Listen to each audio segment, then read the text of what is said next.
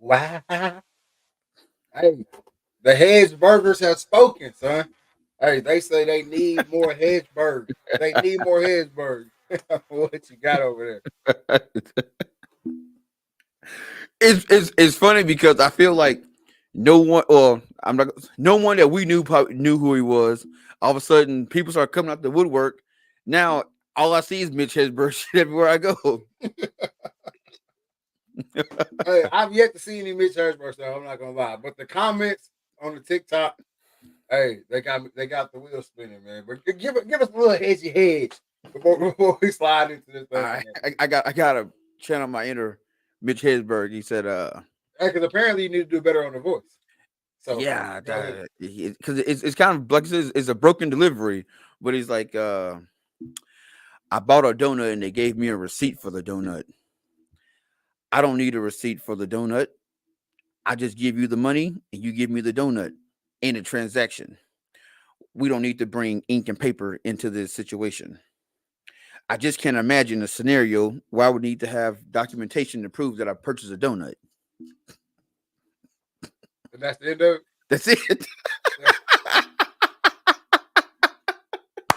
I want to be there with y'all, man. I want to be there with y'all. I want to be Bro, laughing. you gotta listen to him. That's why his shit is so um special because can't nobody duplicate it. There's been a lot of people that's tried to duplicate it and they can't. Yeah, It's him, man. he said it's just him, man. It's just him.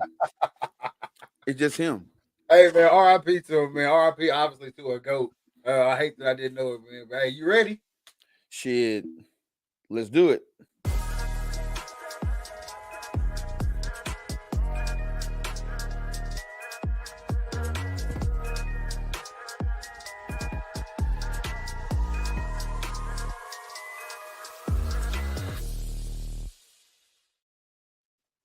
Good afternoon, good evening, good night. This is season 6, episode 12 of the Reed Talk and Listen podcast. I'm your host, Nick Reed, along with my brother and co-host Trey Reed.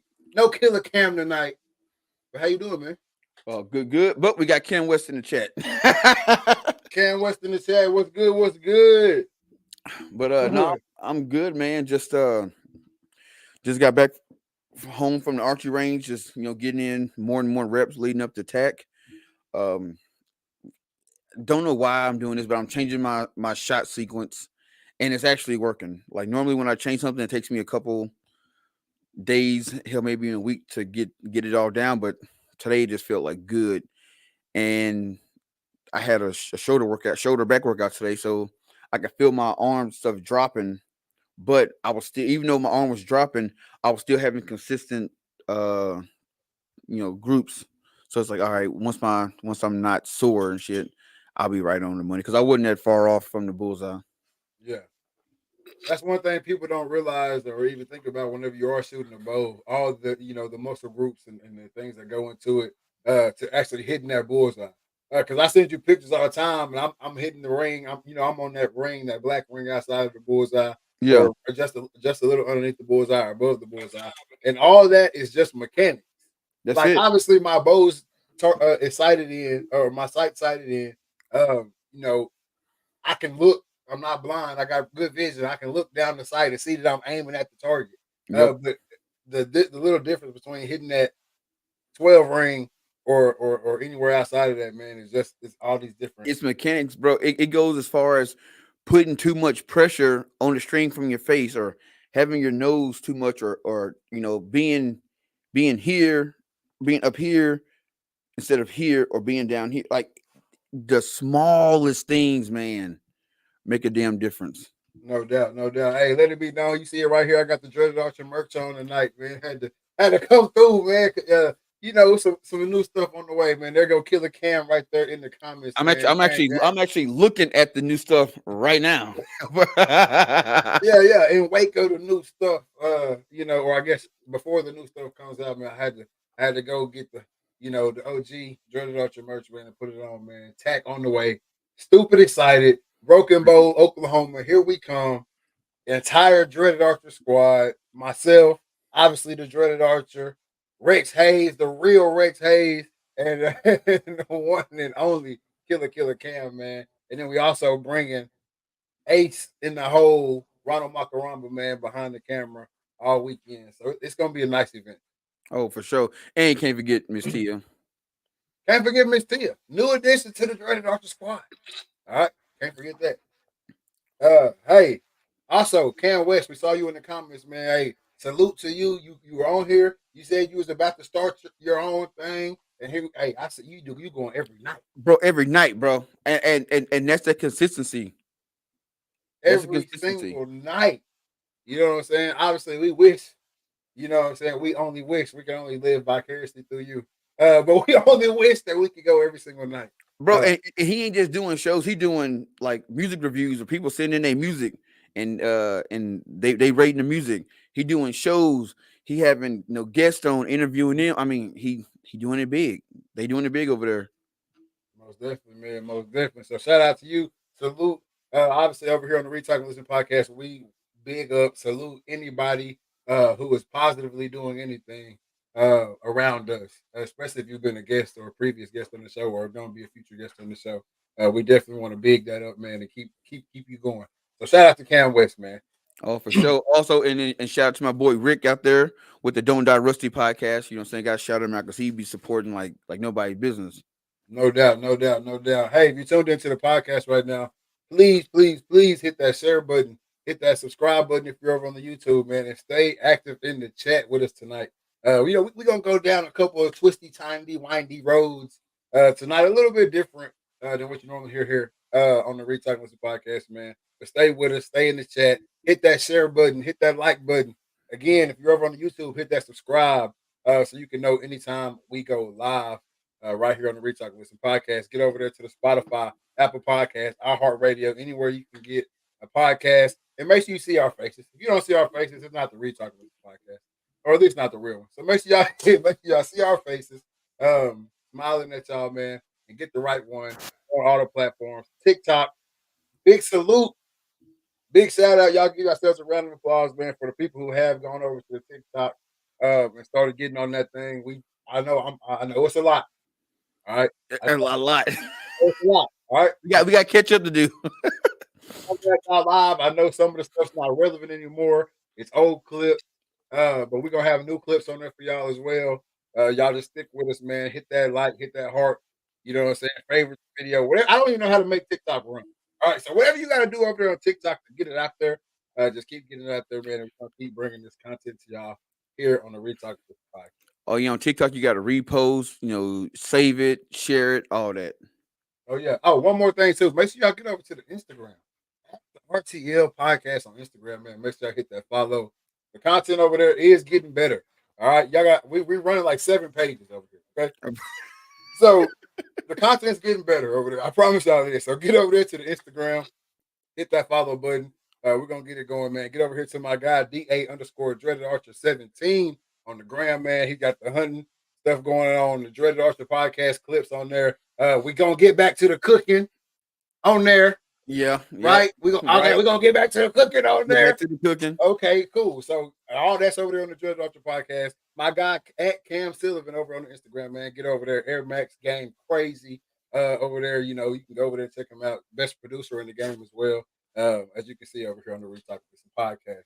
And then last but not least, myself, Big Poppy _ONE9 over on Instagram, and then Nicholas Reef Photography, man. Y'all go check those pages out. Hit that follow button. I know it's a lot. I know we're throwing a lot at y'all, man, but hey, y'all smart. Y'all can catch up. It's been going on. Hey, this week, man. I'm not gonna lie to you. I know I said it before the show started. I would have never guessed the Mitch Hedberg thing was gonna be what it was, man. You obviously, I didn't think, Bro, but he was a goat though. He was a goat. It's not my style of comedy, right? But you see the caption on there. All comedy is comedy, right? It's not your style of comedy until you hear him do it. You're gonna be like, all right, because the person in the comments said like, your delivery was wrong. It was. I got all the words right, but the delivery was wrong. Because when Mitch do it, it's such as like they call it like non sequitur comedy. So when you watch a guy like Cat Williams or a guy like Joe Rogan or Eddie Murphy, somebody, all their bits they kind of float. They tell a story. Mitch he gonna tell you a joke and he on to the next one, and they ain't got nothing to do with each other. I can appreciate that. I can appreciate it. It's not my style, but I can appreciate it. All Yep, right. But speaking of comedy, this past weekend, your boy was at the Cat Williams Dark Matter tour. All right. My boy Cam said he locked in on the social. That's what I'm talking about, man. Everybody make sure y'all get locked in on all those social media platforms and pages. It's all good content, stuff that'll brighten up your day, stuff that'll encourage you, stuff that'll, inform you on what's going on. And also you can learn new stuff, especially from the Dreaded Ocean podcast. oh, for sure. So y'all make sure y'all get to those socials, man. But I was at the Dark Matter tour, right? Yeah, This weekend.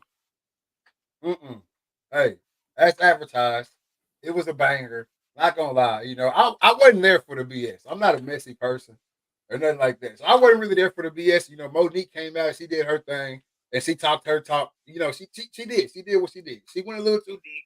Right, it's Monique. It's over the top. That's Monique with the little apostrophe. yeah, If you watch the Club Shay Shay interview, that was that Monique that was on that stage. Monique with the little apostrophe. She was on it. Mother effer every other word. You know what I mean? She was on it. yeah. Comedy, Yeah, raw. raw and uncut. But no, it was legit. I liked pretty much everybody. I'm not gonna lie. Red, if y'all know Red, you know that guy. Yeah, Red. What's his name? Red Wilson or I can't even think of his last name right now, but he was the host, and he did a phenomenal job in between the sets before the show, getting the crowd into it, getting the crowd hyped. Red All Grant? type, Red Grant. yeah, Red Grant, and he did a phenomenal job keeping everybody engaged in between and everything like that. So it was good. And then you had like young and up and coming ladies like Miss Pretty Ricky was one of them. She came out there, she did a good job, and all that. But then you had some heavy hitters, like Mr. Cooper. He Mark comes Curry. out, Mark Curry. He comes out and he does a set, which was legit. Obviously, you had to know some of his old stuff, I think, to get some of the jokes. Um, so I was laughing at a lot of stuff, that some people weren't laughing at because they didn't hadn't seen on his old stand ups and none of that. But he did a great job. And then my favorite of the night outside of Cat, Tommy Davis. I didn't know he was a comedian. I thought he was an actor. He comes out and blows the entire arena away. I mean, joke after joke after joke after joke after joke, like not even setting up the joke. You know what I'm saying? Like I'm talking about knocking that like laugh. He was great. And then obviously Monique came out. Who else? I know I'm you know how I get when I get on here. I get going. I can't even think of. I'm leaving some people out. I feel like, and then Yeah. obviously Cat comes in, and all I could think about, no lie, I was already had chills just because like the legendary. I'm talking about In Living Color. You know what I'm saying? It's right here. The stuff that was before me. Yeah. You know, he is out. He out here and still funny. So I'm in the room with legends right now. Mr. Cooper, a legitimate real life TV show. You know what I'm saying? Like I'm in the room with legends right now. And then obviously Monique, and then Cat comes out, and all I can think about is like 2010 Cat. You know what I'm saying? Like watching them videos in class, getting in trouble in high school, Oh yeah. watching Cat Williams stand up. American Dream and all that. Yeah, watching that stuff or whatever. And but it was right there. And it was real. And it was good. It was live. And bro, he towed that stage down with the dog. Hey, I ain't gonna lie. If you were there and you disagree, let me know. But I haven't heard anybody that was there that said the Cat didn't do what he did. But no, it was legit, man. Bro, I tell people if you've never been to a comedy show, go. Like, because it's kind of hard, especially in the areas that we live in. There's not really many comedy show clubs. You know what I'm saying? But if you go to like a place like Austin, if you in LA, you in Atlanta, big cities, Houston, they have comedy clubs. Go, and I promise you will thank me later. It's funny because if you think it's funny on the screen, nah, when it's you way when you in a room with people and you get man, way more whoo, funny. I want to go to now. I want to go to one of the crowd work things. Like I don't necessarily want them to work on me. You know what I'm saying? But yeah. I want to go be live at one of the crowd working See, situations. I'm trying to go to the comedy mothership that's Joe Rogan Club down in Austin. I'm trying to go to all of it. My bro. very first comedy experience was why I love going to comedy shows. I'll never forget. It was spring break, and I didn't want to go. No, I didn't want to like go on a trip or nothing like that for spring break, so I came home. Uh, but then Mama was like, "I want to go do something. Like I don't want you to just come home. You know what I'm saying? I want to go do something, whatever." So we went back to Dallas, and we just spent spring break out there, just kicking it and hanging out and stuff or whatever. Well, Uncle Beneray and Aunt May's anniversary came around, and they wanted to come out there and go eat and do the whole kick it thing. So we end up going to a comedy club, and it's Lavelle Crawford. Oh man, And bro, yeah. is it post surgery or No, pre surgery? this is like 2013. So pre weight This loss. big Lavelle. Yeah, this big Lavelle. And I mean, he did his thing, man. He actually like incorporated them into the show. He just so happened to ask them how long they've been married or whatever, and they told him. So he incorporated them into the show. It was legit. But no, ever since then, man, I've been on it. Dude, the comedy is where it's at. I love comedy shows, man. When I went and saw Hannibal Buress, that was dope. Yeah, You know and what I'm saying? Hannibal is kind of like Buddy Mitch. You know what I'm saying? Kind of, but Hannibal, he tell a story. He just tell it dry.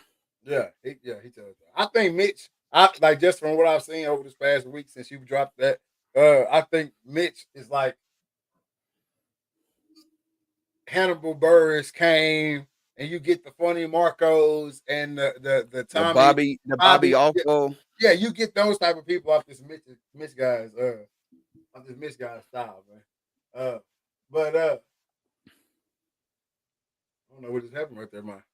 My screen went out on me, but no, we got a lot to get into tonight, man. Shout out to Mitch again. I know that just keeps coming up, but that's Oh crazy.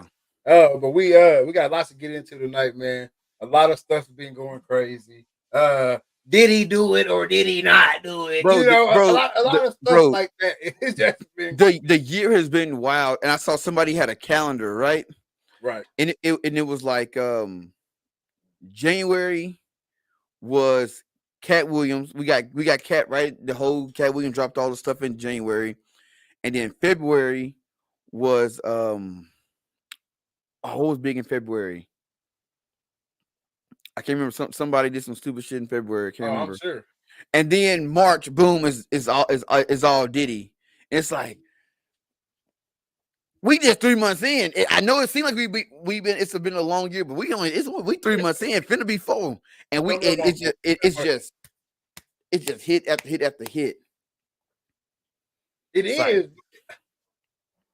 It is hit after hit, but it's also shit that we're like some of it is shit that we let. You know what I'm saying? We passed it off, and now it's just happening to be another thing again. Like this has been a thing for a while. Brady Stivers, there she was just walking down the street singing. Did he do it? Did he's done what he do? Hey, bro. Hey, the internet is undefeated. No Diddy. We're gonna get to no Diddy in a second. That's funny right there. But the situation's not funny. Let me start off with this. Yeah. The whole entire situation is not funny. Nothing about the situation in itself is actually funny. But everything surrounding the situation is hilarious. Oh, February was Ricky Smiley and his all his stuff. I don't even talk about Rick. I'm sorry. Rick don't get no blame. Man, hey, he going down, man. It's coming. Yeah, he I don't think he gonna pull Russell Simmons. Listen, Russell in Thailand. Listen, he ain't never coming back. Hey, you ain't going to Thailand, brother. I can tell you that right now. You know why? They set it up too good on you. I'm not fond of the whole Russell Simmons situation, but I know they didn't have what 2024 capabilities. That was only like a couple years ago, like 2 or 3 years ago. Oh, I know what I'm thinking right here. They came and got Diddy at the airport. Let me holler at you real quick, brother. Hey, yeah, he here. Go ahead and go inside the house now. Let me get every tablet, laptop, phone, your kids' phones, your mama phone, your brother phone, anything up in here with a battery in it. Cameras, I need it. And bam. It don't matter if But see, here's my thing. What is he being accused of that's illegal?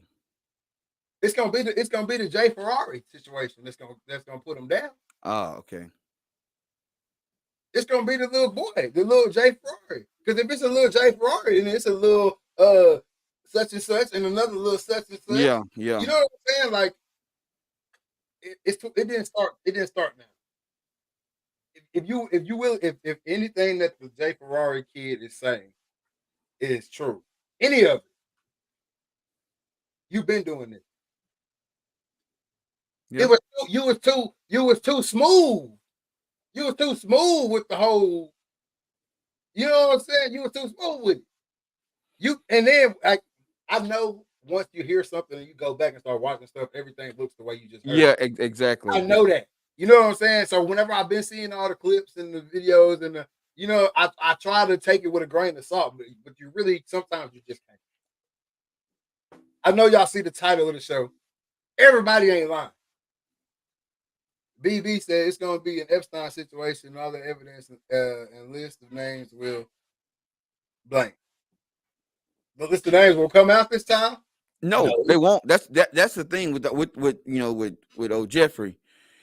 You start looking and you start finding lists of names of people and this and a third. Then depending on whose names and stuff is on that paperwork, it might get swept under the rug. Exactly. And I mean the latest pictures of Diddy that are coming out. I mean he with the Prince. You know what I'm saying? So what y'all finna try to do? You know, how far are y'all willing to take this kind of situation? If anybody knows The Office, you know I love The Office. That's my jam. That's my show. Yeah.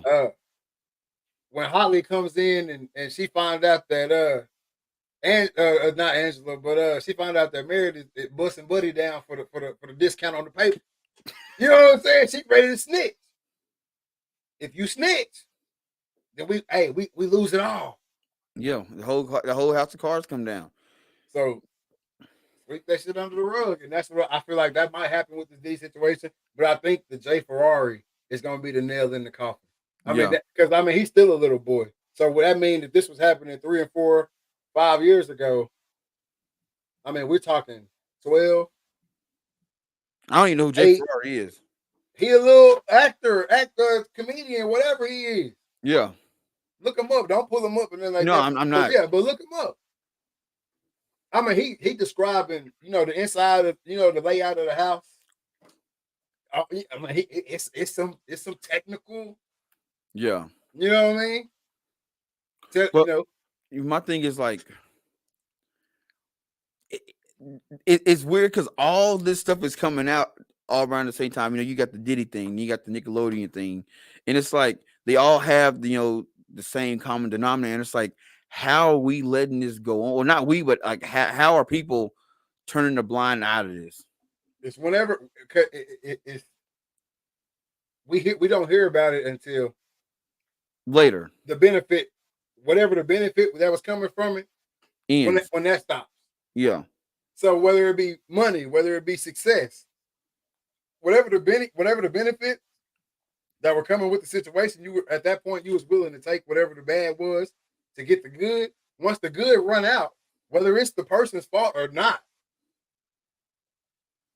they coming for you. So they just wait on the opportunity, right? Like it's opportunistic to me. You know what I'm saying? And I don't want to sound insensitive to any victim of anything. But a lot of it is opportunistic. And y'all know my stance on anything, any system will be taken advantage of. And unfortunately, we see that a lot in this situation. So you see the title, everybody ain't lying. But there are a few. That's probably, either stretching the truth or this shit never even happened. You was around. Hell, you might even been on the opposite side at one point. Well, I think a lot of times is a lot of people that are around it they think, well, if I come out and say, point the finger, ain't anybody gonna look at me. Because I see if you're an adult in these situations, you are liable. You are. Right, no But doubt. that's why they come out and say, well, I saw this. Well, why you telling now? And you saw this back in '98. Why didn't you come out and say nothing then? But then the money was coming in. Everybody was getting paid. Everybody getting they palms greased. So I put my head in the sand. But now that it stopped, and they're looking like some charges finna get, some people finna get charged. Well, I don't want my name on none of that paperwork, so I need to go ahead and, try to get ahead of it. But, Matt Webb said it's all about the money. No doubt. Well, it's money, it's fame, it's success, it's whatever you want it to be at that time. Right? Like with this whole Diddy situation, right? The stuff comes out with Cassie. The Cassie situation. Yeah. Right. And as soon as the Cassie situation goes public, any and everybody who either thought they, were done some type of way by him, or actually was done some type of way by him, was like, okay, this the time. This is my time. If I'm gonna do it, I gotta do it. It wasn't when she came out. It was once he settled for $30 million, gave her $30 million. Yeah. That's what I meant. She got paid. Well, now I need to get. I need to get in line. And it's like, no doubt. But the Jay Ferrari cat's been saying, he's been saying stuff prior to. He's been saying this for a while.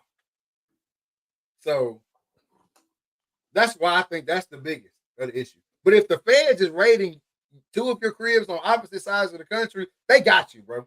Oh yeah, they got a case. That's somebody that don't waste time. Now your local PD, they might run up on your spot on accident.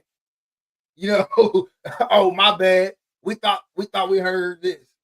No, not these cats. Not the ones that putting the ladder and jumping over the walls. No, they don't do that on accident. They don't come by mistake. They didn't build the case. They didn't watch you. They tapped your phones at that point. They got somebody telling them your moves at that point. And so that's why I think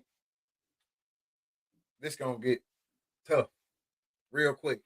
Oh, it's gonna get tough real quick. And you're looking at the downfall of an empire. He can go that way. My thing is if he go down, who taking with him? Oh, he gonna take the house with him. How old is he? He gotta be in 50. Oh yeah, he gonna take the house with him if he can. Or he gonna come up dead in there. Or he gonna come up dead quick. And this is another thing that a lot of people, is overlooking. He take that house down. How many? And everybody's pointing the finger at Diddy, laughing, ha ha ha ha ha. Because ain't too many people Diddy fans, so it's easy to laugh. But what if somebody you really like on that list? Like I done heard a couple names get thrown around. Where if these two people are implemented in it, are they gonna get the same treatment as Diddy gonna get? Hey, by the looks of that drug mule, I see somebody, J-Mo in the comments saying I've been hearing about a drug mule that was caught. By the looks of the drug mule, hey, you just caught, bro. Yep. I ain't gonna lie to you. You don't even look like you really associated. Didn't he play basketball at Syracuse or something? I don't know what he did. No, the drug mule played basketball at Syracuse. I don't know. I'm telling you he did. I saw pictures. You said didn't he? So you were asking me if he did. I'm saying, did you know that? No. Yes. I know that he don't look like he fit in. I know he looked like, oh yeah, he was just with us. Yeah. I don't know what he had on him. That's what I think.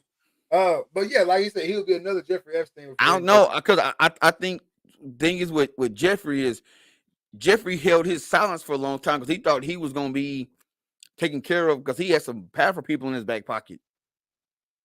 I think as soon as Diddy ever get caught and taken into custody, they ain't gonna have time to do nothing. He gonna immediately start singing. It's too late. It's too late to sing. That's what I'm saying. When the feds is involved, it ain't too late to sing because now hey, listen, y'all think the people he kicking it with and doing this type of shit with, as soon as his name popped up on the radar, they went to cleaning up. What are we talking about here? Yeah, but if he got something, bro, he gonna have to have a video. I mean, oh, I don't know, bro. I don't know what he gonna hit. The people he kick it with. man, it's a bad situation, but a lot of it now the stuff that involve kids, if it involves a bunch of kids or just one kid, that they don't got no choice in. I mean, not they don't have no choice in that matter. If But for anything to do with kid, I hope they hide his ass. exactly, but for some of the adults, that shit could have been avoided with the I'm just gonna do something else. Man, look, for any of the adults, outside of, unless your story is this, I went to a meeting, and I'm talking about for the grown folks, 20 and up. I went to a meeting, I walked in a room, he grabbed me and da da da da da. Yeah. If your story is anything but that, You ain't got no case. I'm not hearing it. If you went in that room and you want to be famous, right? Well, in order to be famous, this the road we gotta take. And you was willing to go down that road at the time, you don't get it. I don't. No, because that to me that's two adults making an agreement, making a bargain. Man, you are being taken advantage of. But if I walk to go buy a house, and the house is worth $150, and they get me to pay $250, they're taking advantage of me. Yeah, they're doing business. If a dude or a female is in the place to put somebody into a role in a movie, a record label deal, if they in that power and you walk in that room and they say, yeah, you can have the role in the movie, but you got to do this to get it. Once you make that choice to do whatever it was to get it and you get it, deal done. Deal done. The deal was made. Cake's been cut. Cake's been baked. Deal's been done. And so that's how I feel about that situation. And we are seeing a lot of that. Oh yes, yeah. I went to the movies and saw it, and that's a world that man, that movie had me in tears. I'm just gonna be straight up. It's that shit was wild. I have not seen it, but everything I've heard about it, I don't know that I want, that I necessarily want to watch. So I don't know, man. Anything to do with kids, like I said, I hope they hide them. But as far as the grown-ups who walked in the room and made the decision they made to be whoever they are today, it's hard for me. It's hard for me to hear it. But it goes back to, it's this old saying, man. Like a lot of people, they like dancing with the devil. It's better. It's fun until it's time to pay that toll. So it's cool. I'm on a private jet. It's cool. We going out and you buying all the designer clothes and this, that, and the third for me. That's cool.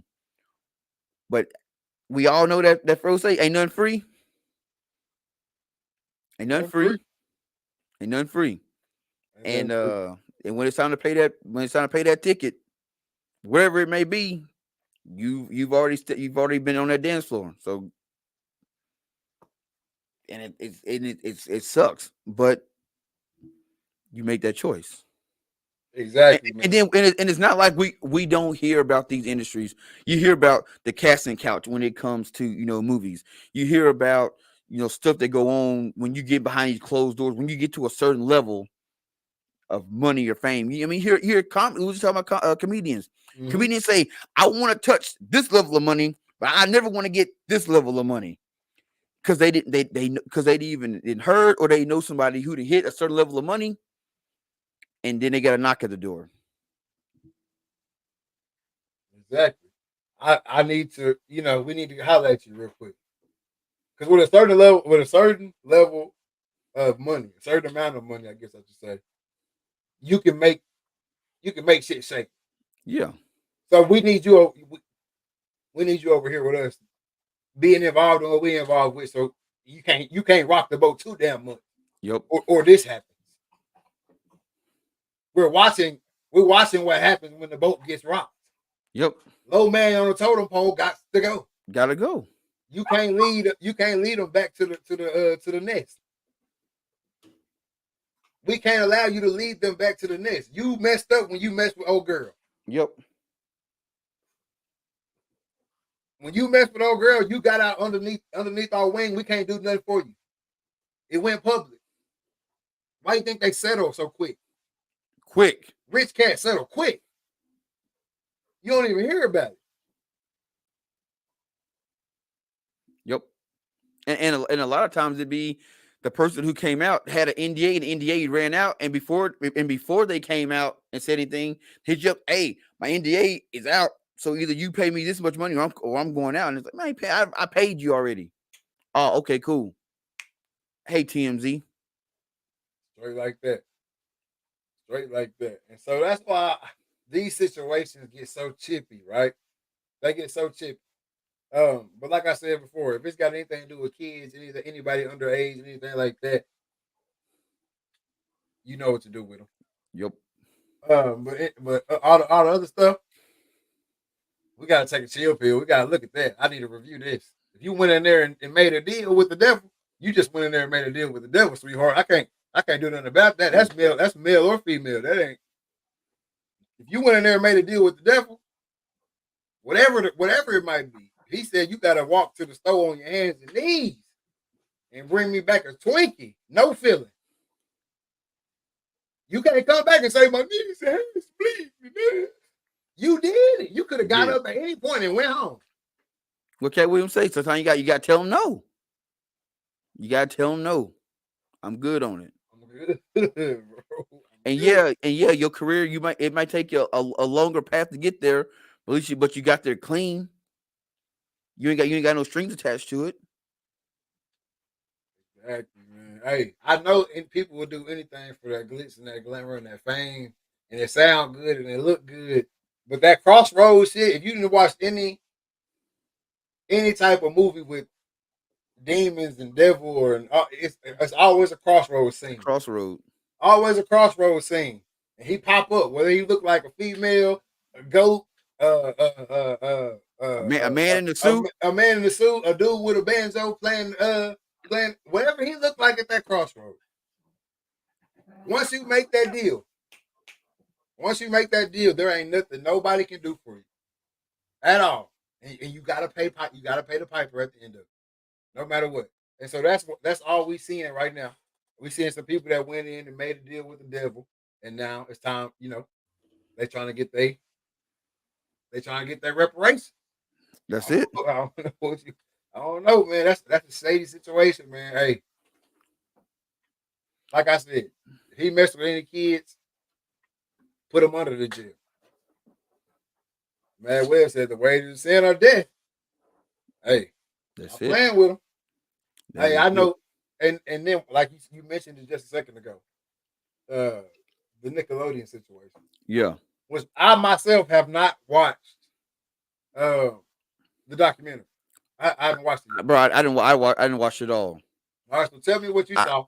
I didn't watch it all, and then I've also watched people who were like, in the documentary. They all got YouTube channels and podcasts. So I watched that. I watched people break down the documentary and all that stuff. And from what I'm taking from it is, one, Dan Snyder, the guy that is like the golden child of Nickelodeon, the one that's kind of who brought in, these monsters. Yeah. They expose him, like they're supposed to. But they really don't spend a lot of time on the people that actually did the crimes, and then they overlook Nickelodeon altogether. Yeah, because they not going after Nickelodeon. Which during the documentary, I didn't understand why they weren't going after Nickelodeon. Then after watching, there's a show that Nickelodeon had called Ned Declassified, where Ned was a high school survival guide or whatever. Yeah, they got their own podcast now, and they've been beefing with a lot of people that's on the documentary, saying, that was y'all experience with Nickelodeon. That wasn't ours experience. And if y'all so upset about Nickelodeon, why y'all so taking them paychecks? Yeah. Now it's like, oh, that's why they're not going after Nickelodeon, because they still getting paychecks from the shows. But it sounds like a lot of parents just turn their head to a whole bunch of stuff and basically just serve them kids up on a silver platter to these men.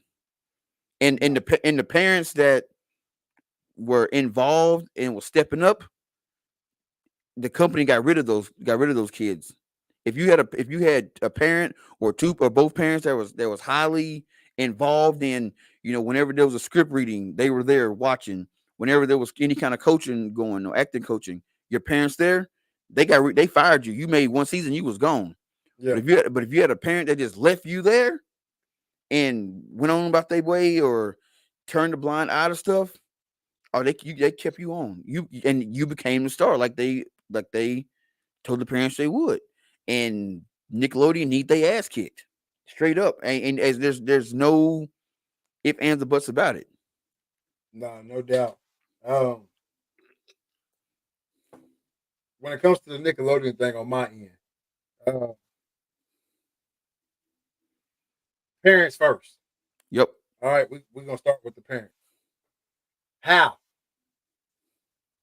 I know shit can be covered up. I know shit can look good. I know, but just from the clips that I've seen, like I said, I haven't seen the whole documentary.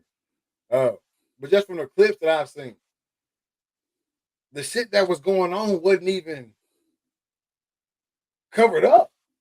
No, it was done. It was out in the open. It It, was it wasn't. It wasn't like it was done behind closed doors. This shit was done on set, like on set. So where was you at?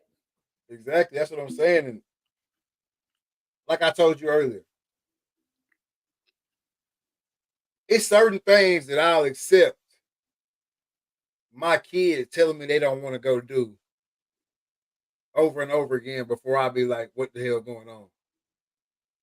And a job that's paying them either millions or hundreds of thousands or tens of thousands of dollars and letting them live the life that every kid wants to live, be the star, don't gotta go to school for real, getting everything you want, the toys, the clothes, the whatever you see you can have, life, the thing that's giving them that, and they telling me I don't want to go there, Something wrong. it's on me now. Yep. It's on me. So that's what I'm saying. Like some of the shit, we gotta be like, okay, now we finna go get them. Well, hey, come on, y'all, come on too. Yep. Y'all just as much as liable. Y'all just as much liable. So appreciate y'all for hopping on that documentary. But now we got some Because questions for you. exactly, y'all, yeah, y'all are just as much liable for all this Nickelodeon shit as Nickelodeon themselves. Yeah, I think the biggest story, the one that like really like got me, was the whole Drake Bell situation. So Drake's dad was highly involved, like was in the eyesight of everything, and he kept noticing this one particular dude. He's like, every time he come around, he touching my son, and I don't like that. So he brought it up to one of the producers, and she goes, "Well, he's gay." And she gassed like the shit out of him. She goes, you might just be homophobic. And he's like, no, no, no, that ain't got nothing to do with it. Why is he touching my son like that? So then, of course, she tells the acting coach, his name was Brian Peck. She tell him, so then he starts telling people, Drake's dad is, homophobic, and he's ruining Drake's career. Gets in the mom's ear. Drake would get so much further if the dad wasn't in the picture. The mom and then Drake go to court, get a judge. The mom gets full custody. Dad's like, oh, then he was like, oh, he's stealing your money. Well, then they had to figure it out. Wasn't no money being stolen. Go to court. The court gives the mom full custody. And the dad goes, before I, gave Drake over, I told the mom, do not leave him with Brian Peck. This man is a monster. I'm telling you, don't leave him with him. A week later, she let him spend at the man's house, and she in Orange County, he in L.A. What even a week? And You just know what I'm like saying? that, And it's like I don't get it's we see the shit, but we turn an eye to it. Exactly, because of the benefits that's coming at the time. Yep. And then after he did it, that was when Drake and Josh get announced. Now you getting your own show. You were just a stand-in on the Amanda show. Mm-hmm. Now after the shit that went down, oh, now we're gonna get you your own show. You need to shut up. And the mom was complicit with it. We got our own show. But they kept the dad in the shadows. Because he even said, had he knew, Nickelodeon would have, hey, he said, I can't say what I want to say on this documentary. What would have happened at Nickelodeon? Mm. But being a father, hey, player, I read between the lines because I'm right there with you. Exactly. And that's what I'm saying. So now we get the parents out the way. Boom, y'all go, y'all in the clink, y'all locked up, y'all waiting trial. Now it's time to get caught up in this big case because we know they're gonna take it there. Yep. We know they're gonna be ready to take it there. So matter of fact, what y'all trying to do? All y'all parents we got locked up over here. What y'all trying to do? What really was going on? What money was really being exchanged? You might as well tell it now. You going either way. That's it. You going either way. And so until we willing as a society to make sure that type of shit's happening, we low key kind of wasting our breath. Yeah. No one's willing to go to the top. There's like a certain level, like it's like a pyramid. You get the people at the bottom, the actors. Then you got the set directors. Then you got the main director. Then you got the management. But then that tip of it, it's like the law don't go above that. We'll take care of everybody down here, and we'll lock them up. But the cats in the top of the castle, they got too much money for us to try to stop them. Which is why all Nickelodeon came out and said is, we had stuff in place, and that's all y'all need to know. Not here's what we had in place. Is we had things in place, and somehow these guys got around it, and they leave it at that. But it all go as society. We make fun of these people. When we see child actors acting crazy and they coming out and telling their story and stuff, what do we say? He just broke. He just broke. He ain't got no money, so he coming out saying anything. Mm-hmm. But we see a track of it going all the way back to what you call it, Ryan Kruger, which is why they have the Ryan Kruger law now, that parents and directors can't steal the kids' money. That money got to go into a certain bank account with the acting guild and all that. Mm-hmm. This is going way back to the 20s. From the 20s till now, child actors have been get messed up when they become adults. They don't grow like everybody else. Something is off about them. Either they going crazy, they end themselves, all that. Why? And it has to be something is going on, or there's something part of that system that's causing them to be that way, but we keep ignoring it. We ignore it. Exactly. And it's really tragic because at the lowest level of society, right? Regular class people, all right? If you show any type of negligence towards your child, they coming to get them. You leave The your child in state, the car when it's hot. Your the ass going state, that way. the whoever, they coming to get them. But then you take this shit on a mass scale to where like the child is really being hurt, whether it be theft or whether it be physical, whether it be mental, whatever it is, on the biggest level, in front of us, in front of the world. This other shit just happening down the street. Nobody even seen it. But it can happen in front of the world. And nothing gets done about it. Nope. Over We and over again. we Like you just said, we say they broke. we We say they say they broke. crazy. They on drugs. We write them off. Oh, that's how child actors are. Yeah, he was famous when he was a child, but he can't handle not being famous as an adult, so he's going crazy. Exactly. We don't want to see. We ain't never stopped to think why. And I brought this up earlier too. That's so Raven. That should have been the tip of the iceberg. Everybody on that show. That's what I'm saying. That should have been not even the tip of the iceberg. That should have been the iceberg that sank the ship. Not one. I don't. Is the redhead cool? Did she make it? I think she. I don't. I'm not sure, but I know she had her issues. We got Raven. We know everything. We know what her life's been like since the show. We got Corey. We know where he went through. We got Orlando Brown, who's still in the media heavy today, going through it or trying to tell it. Yep. Nobody off that show. Even little fella, little funny dude that was been in movies since then. Talking about the one that was bro, not Beans. Bro, nah, not him. Hell, he ain't right. Oh no, I saw a picture of him while all this stuff was while looking up all this stuff. I'm like, dang, bro, the Beans, even Stevens, bro, he like 30 and look like he's about 60 years old, bro. And we sit here and we say it over and over again. Oh yeah, like you just said, that's just how child actors are. You know how they are. You know how they are. Why are they like this? Exactly. Even Corey Feldman came out he came out in the late 90s and said, this is what happened to me.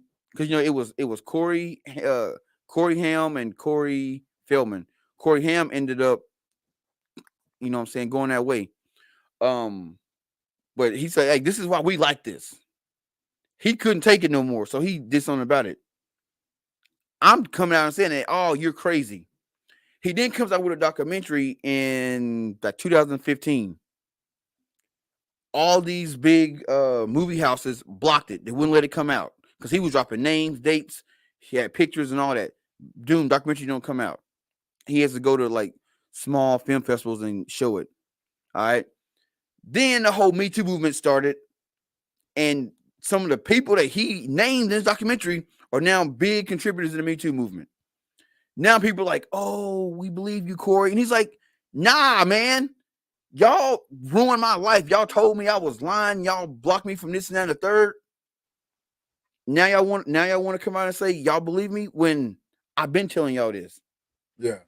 And it seemed like when these child stars do blow the whistle, they get hushed. They get hushed. Nah, no doubt. It's tough. It's tough out there. But my whole thing is it starts at home. Yeah. All right. If the parents lock this shit down, we're not even talking about this shit. You know what I mean? Like if the parents on their P's and Q's, bro, we're not even talking about this right now. With any of the situation, especially Nickelodeon. You know, because there's examples of it. Like you look at like Kenan Thompson and Kel Mitchell. One of their things was like both their parents was heavily involved. Hell, Kenan and Kel still make movies to this day. You know what I'm saying? But they were so good at what they did that, and their parents being involved, it was like, shit, we really don't. We don't like they folks being around, but then we can't lose them because they are moneymakers. So we just leave them alone. Put them off over here. Put them on their own shit. They do their own thing. They got their own show. Let them rock and roll. Cool. And then they went on and became who they are today. And there's a lot of Nickelodeon cats that was like that where their parents were heavily involved, but that's a red flag. These predators don't fool with people that got parents involved. There's that safeguard there. But we can, if it's a single mom or a single dad that ain't really, involved, we can weasel our way in. Straight like that. And then a lot, they going down to the very, the very detailed. They hitting hard. I know they hitting hard. I know they coming in. They know the exact amount y'all behind on whatever y'all behind on. Yep. Oh, y'all 3 months behind on rent or your mortgage. Dad gave up everything for y'all to come out to LA. You really don't want to let your parents down, do you? You know, if your mom keeps coming around here causing trouble, we're gonna have to let you go. Mm-hmm.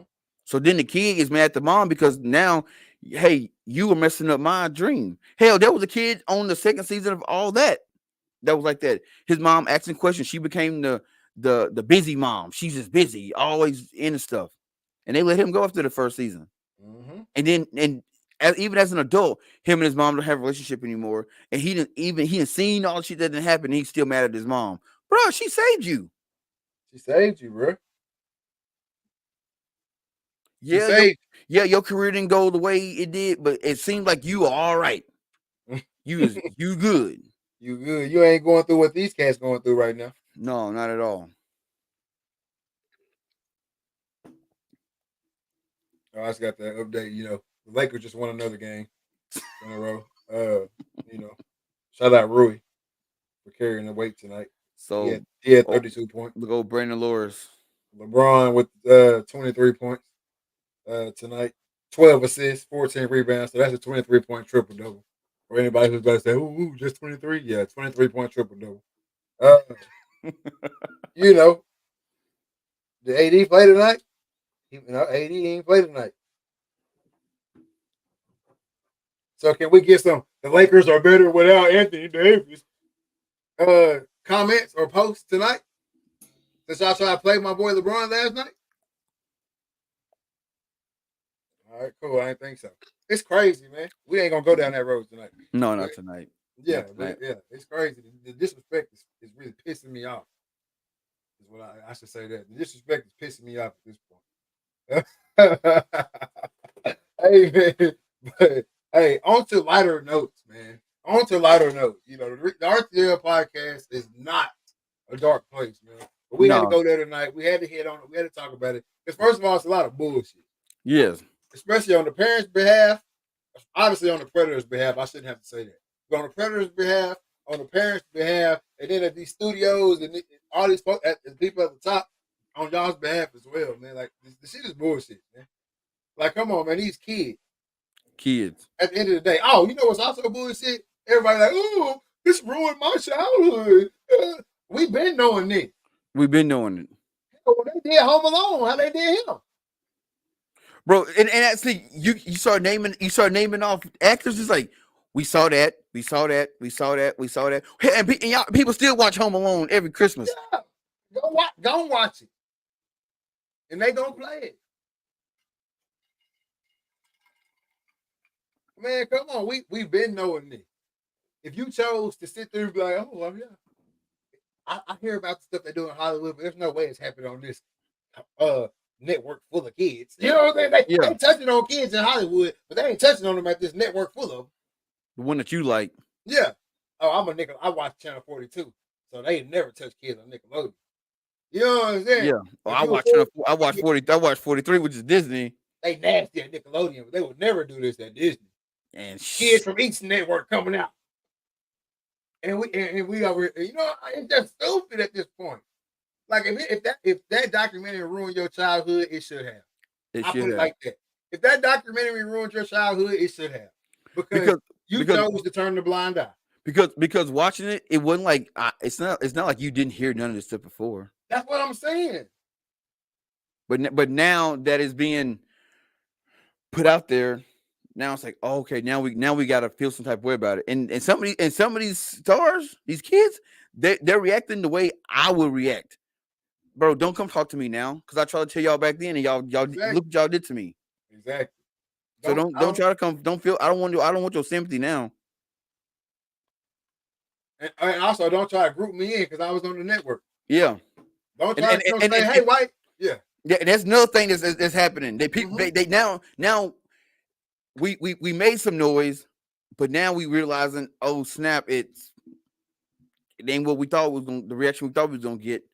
Now we got to group everybody else in that was there, and people come out and say, hey, but that wasn't my experience, because we was on a different set, and our director wasn't no creep, and my mom and daddy was allowed to be right there.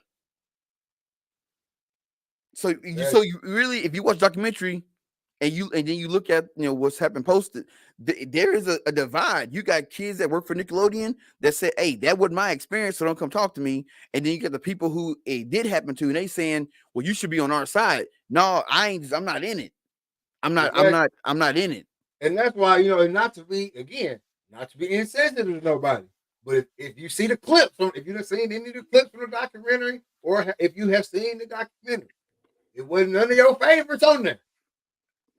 Yeah, it ain't people you know. It But ain't. it ain't your favorite. I'm not saying nothing. You know what I'm saying? I'm not saying either way. I'm just saying if you watch the documentary, wasn't none of the people you know, or at least if you my age or up, none of the people you really knew was on there like that. They was the people that's talking on there. If you do know them, they was young bucks, like standing off to the side when you was watching. Yeah. Yep. They were, it wasn't the guys. And I'm not saying that they couldn't have been some coercion. That hey, because if I'm a big studio and I know that they filming this documentary, it ain't like it was a secret. I know they filming this documentary. Keenan, Kill, you need anything? Ariana Grande. Ariana, yeah. Everything going good over there? I've been noticing you ain't been hearing no music lately. You need any help? You need studio time, ghostwriter. Are you good? You good? Okay, just by the way, while I'm talking to you, some people might come by and ask me something,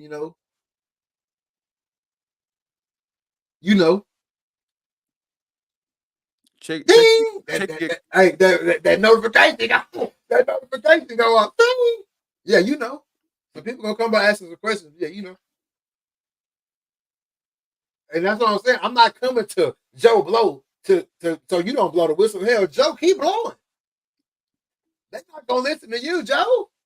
No, because people don't realize an organization like Nickelodeon that seems to have a history with this, they saw this shit coming from a mile away. They was already, because they, even one of the people that's on a documentary her story is on a documentary, but she not on a documentary, was Amanda Bynes, and she came out and said, "Hey, that wasn't that ain't none of that shit happened to me."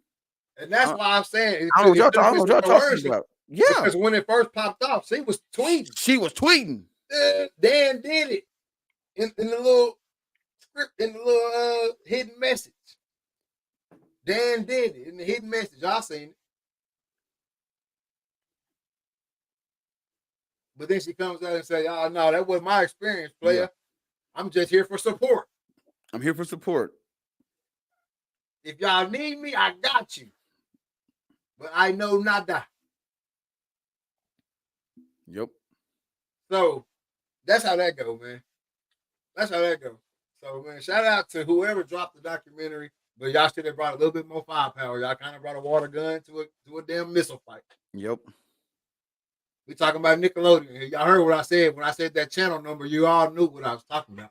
Well, if you was in Texas Canada, it was 42. If you had cable. You had cable. Channel 42. If you had cable, that shit was 42. I don't give a damn if you was in Alaska. Yeah, it was 41 was Lifetime, 42 was Nickelodeon, 43 was Disney. Start 40, you got to start at 40, TNT. TNT, 40, 39 TNT, baby. USA. TNT, 39 USA. Then you skip a few because it was like FS1. That's like your local sports channels. 38 was FS1, 37 was ESPN Classic. For us. But the other was like the FS channels. All that shit. If you were somewhere else, it was whatever your local sports channel was. And then you got the 36 and 37 was the ESPN Classic, the ESPN Outdoors. You got to that good old 35. No, 36 jumped around because it was ESPN Outdoors. Then it was ESPN. But no, it was ESPN Outdoors like on Saturday mornings and shit. Yeah. But that was like your channel where your classics got played at. If you had Dish, you had to go way up there like the thousands to get it. Y'all know. Yeah. And then you had good old 35, baby. 35 was the key back in the day, baby. You knew it. Anything under 35, anything under 35 except 28 and 29 was Discovery and Nat Geo. Yep. All that other shit was like church, and I ain't saying nothing bad about church. C-SPAN, the 700 Club. Yeah. 60 was BET, 61 VHS, 60 61 CMT, 62 VHS, 63 MTV, 64 was Spike. Come on. Hey, 65, good old bid and buy, baby. Come on, bid and buy. Don't nobody know about that. They way 90s Texarkana, baby, for real. That's it, man. Bid and buy. Hey, man, if you know what bid and buy is, you in the chat right now. Hop in the chat and let me know what bid and buy is, if you know. We're gonna see who really some Texas County babies on here tonight. Bidding by boy, If mama. you don't know what Man, bidding by, if you don't know what bidding by is, you ain't no Texas County baby for real. bidding by with the Ben stove for the Ben stove. Hey, don't even tell them what it is. Don't give no hints to it. Bidding by, and how did you do it? That's what I want to know. If you know what bidding by is, what is bidding by, or what was bidding by, and how did you do it? If you from Texas County in the chat right now. Hey, that boy just unlocked some core memories with that Bro, one. I'm telling you. That's hilarious, right Bro, there. that's why I can't remember phone numbers back then, but I can remember them damn channels. Bro, them channels was the key. Because hey, depending on, where you was at, which house you was at remote was obsolete. Yep.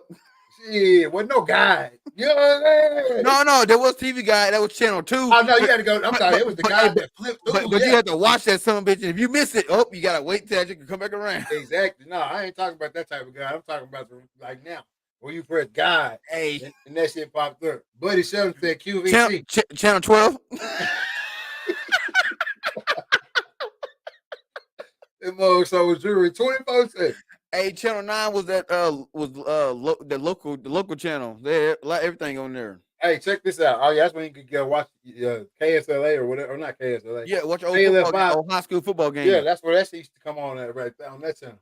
Hey, why Sports Center?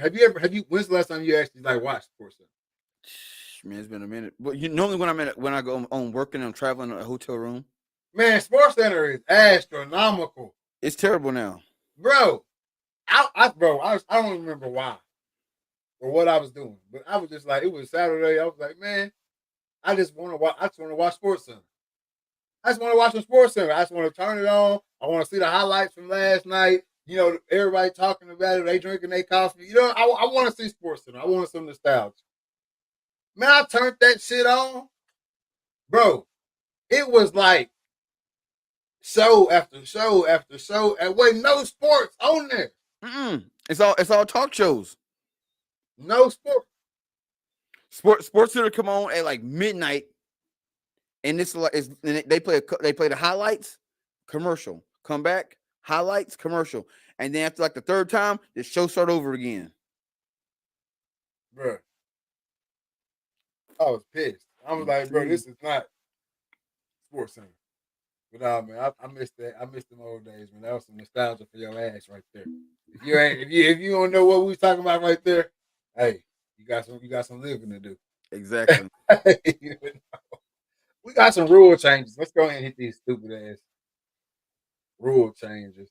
Actually, only one of them stupid for me. Used to wake up to Stuart Scott. I'm telling you, got dressed every morning. The same shit you went to bed to, but it was lit. Yep.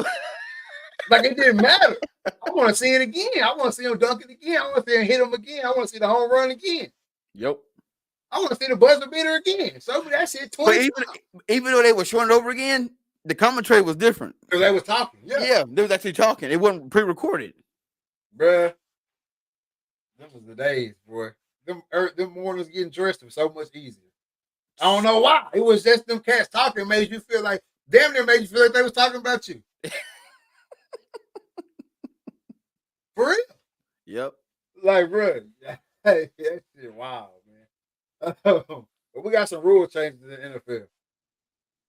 I'll go ahead. We'll start with the hip shit, the hip drop tackle. I think we're going to see 60, 70 point games next season. Oh, yeah. Off this shit, which I guess is the reason for it. This what they're doing. They're trying to make it more exciting. But damn, how many points you want to see? We've seen that this year.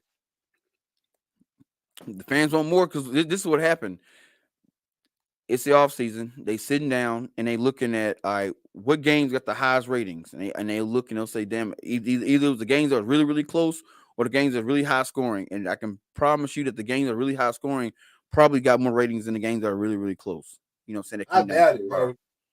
But this is all just theory right here. So they said if the games that had a lot of point score was, what can we do to maybe stop a lot of tackles? and they came up with the hip drop. I didn't know it was called a hip drop until they came out with the rules. 1, 2.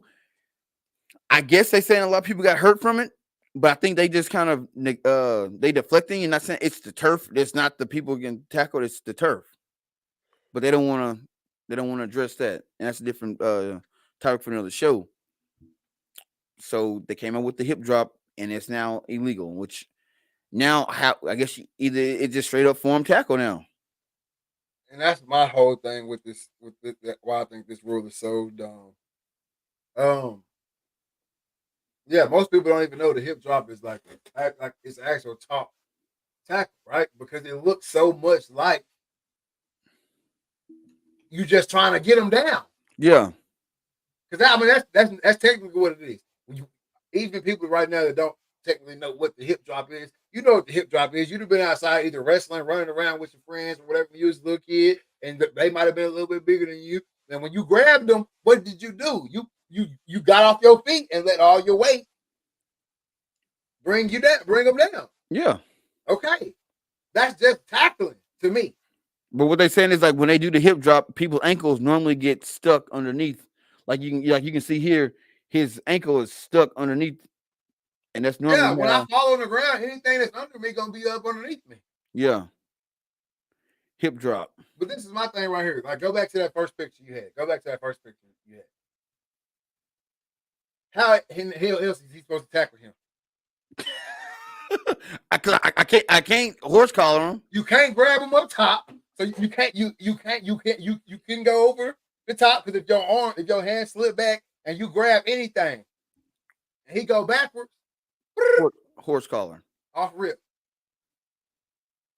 What you want him to do? Oh, because diving and grabbing both of his ankles is so much safer on the ball carrier. Like, that's my whole thing with the shit. What is that defender right there supposed to do? Because what it looks like to me is that he chased. Yep. Or Buddy ran by. Either way it goes, from behind him, there's no other way to tackle him.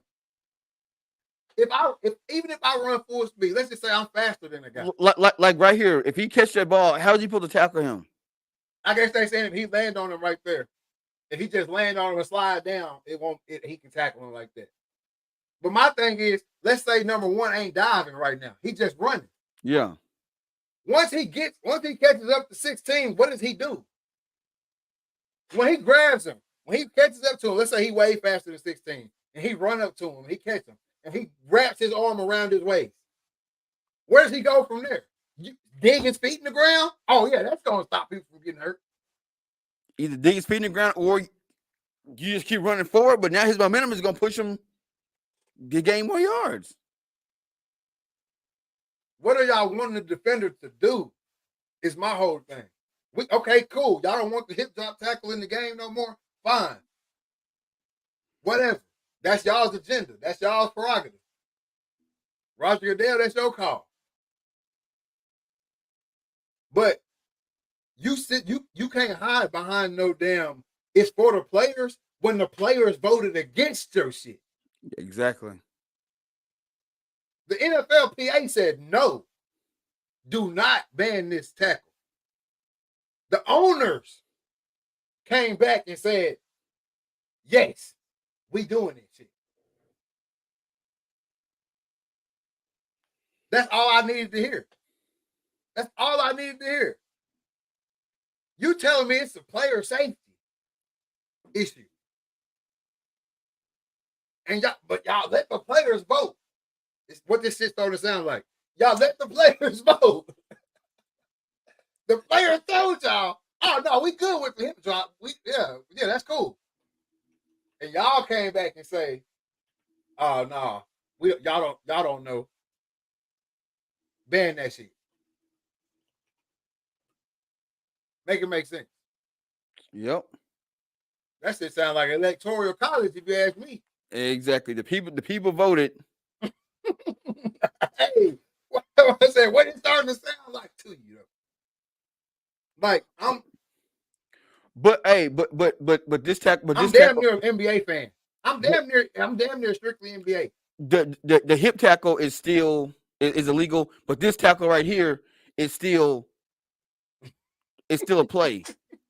This tackle right here who ended his season is still a play. This tackle here still a play. Both these tackles right here ended these guys seasons. ACL, MCL, and ACL. But nobody wants to say the elephant in the room is their feet is stuck in the ground because of what? Turf. Okay, then.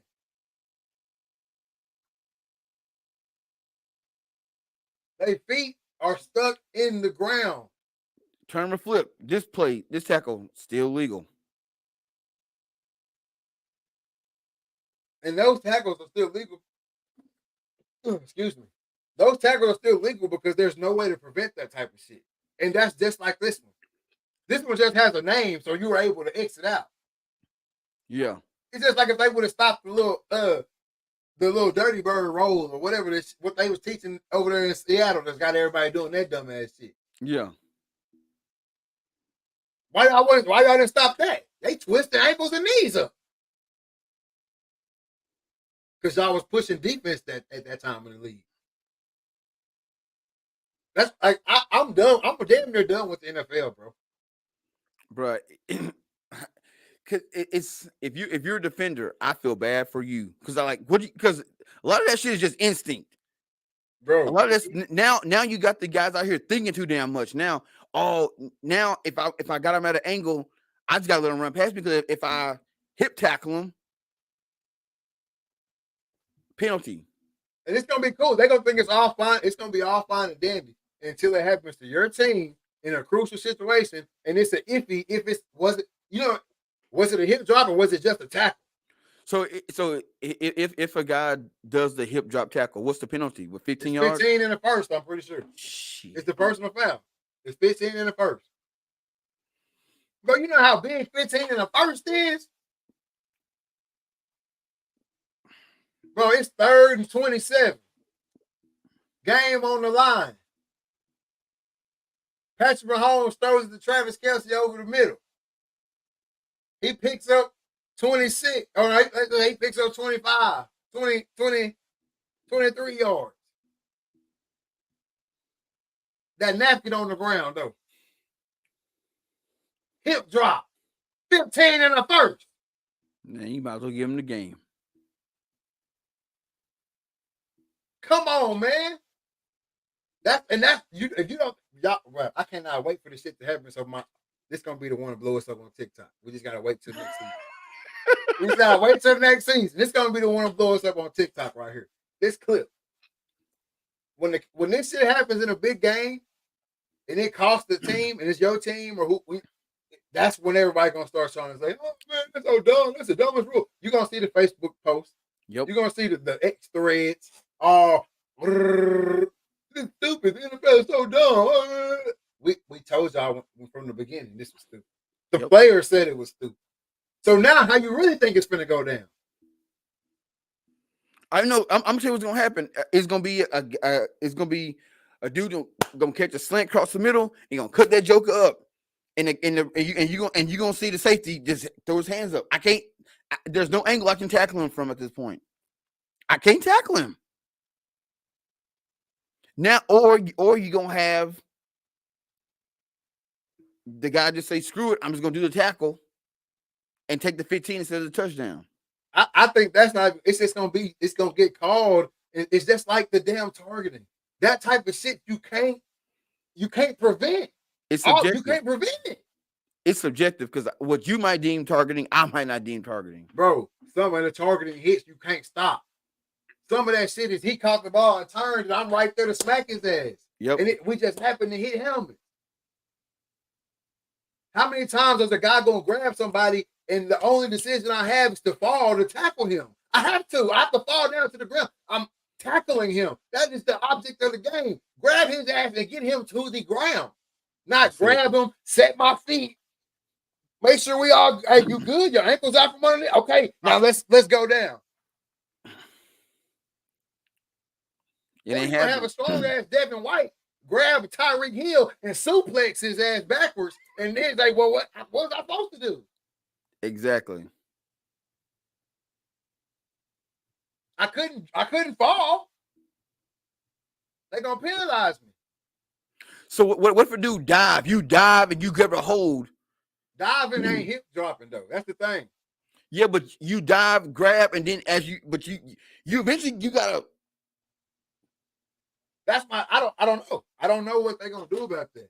But I see what you're saying. A guy running by and you grab and all you get is jersey, but your feet coming up for you to catch up. Now what? Yep. Because now normally the move is to grab a leg and roll down. So yeah, it just makes it. I'm a defender too, so I feel a certain type of way about this stupid shit. But and you obviously you play a little bit of defense, but mainly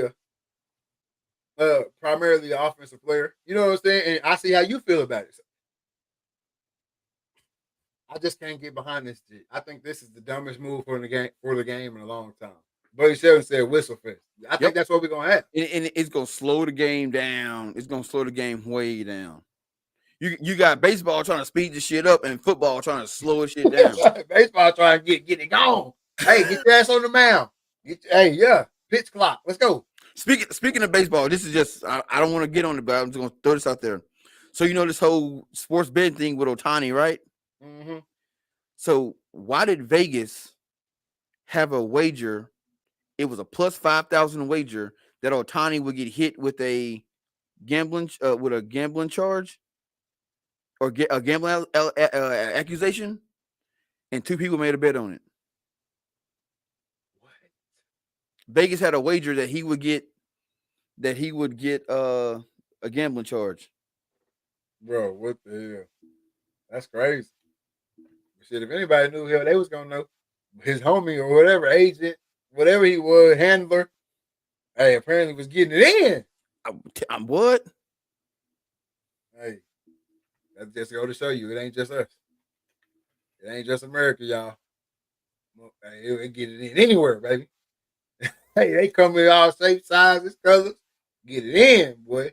My boys say, well, he ain't taking 300K a piece. Yep. 300K every time. Must be nice not to miss that 300K, Ohtani. I ain't gonna lie. Ain't gonna lie. It must be nice. Hey, that boy got 700 mil though.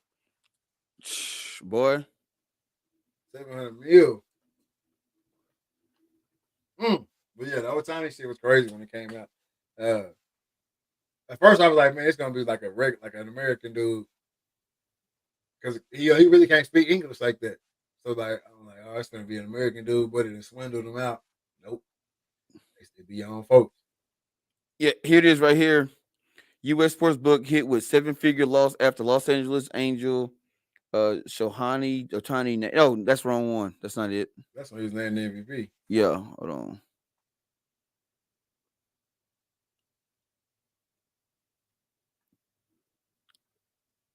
I forgot where I saw that shit at.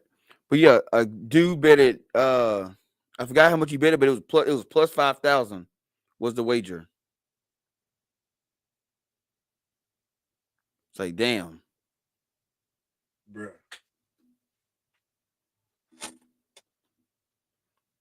It's crazy. The Ohtani shit, man, that shit blew my mind. I was like, damn, my boy getting hit. And then it comes out the next day, like, oh nah, he was doing it too. he on he in on it. He trying to turn that 700 mil into a couple bills. He got people to take care of back home. Shit. Well, Tiny wasn't going for it. But speaking of trying to get her back. Speaking of trying to get her back, man, Shedeur Sanders and Travis Hunter expected to change the draft process from the way we know it. Dion has come out and said, "Hey, I'm head advisor when it comes to mine. Yeah, you know what I'm saying. We're gonna choose where we go in the draft, which we're already seeing some of this stuff with Caleb Williams right now, which I think he's gonna end up being right where he originally said he didn't want to be. But we see a lot of stuff with Caleb Williams saying he's gonna choose where he plays He don't want to be a part of a bad situation. You know how we feel here on the RTL about the draft situation now with it's half-assed backwards. Um, but Shador and Travis are a pair that are going to be what 2 years, 3 years into NIL. Yep. When they get drafted, a little bit different situation to Caleb Williams, who only got a season and a half or kind of 2 full seasons in NIL. Um, Obviously, Shador Sanders being Shador Sanders, endless amount of backup plans. I don't necessarily have to go play in the NFL. Travis Hunter is going to make enough money in college and probably be a big enough name and could be a coach under Dion or whatever and not have to go to the NFL either. Um, Obviously, you see he just bought his mother a house as a college student. Yep. That's a little different. Um, these guys are legitimately going to be able to say, "Hey, I don't want to be drafted. Oh, y'all got the first pick. We can't do some type of trade situation. Okay, I'll just go train. We'll either go to the drawing board next year or somebody will give me a call when they want to. MLB stadiums are covered in prize picks and DraftKings sponsors. They promote gambling. Oh, no doubt. Yeah. They have to. It's kind of like baseball's in a spot. I think kind of like where we were pre Mark McGuire, Sammy Sosa, steroid era.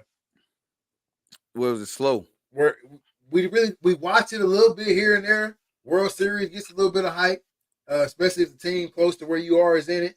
World Series gets a little bit of hype, but as a whole, I mean, baseball season is kind of just coming and going right now. We get excited when a guy gets paid in baseball right now. You got your diehard baseball fans who gonna sit there and enjoy it out 182 every year.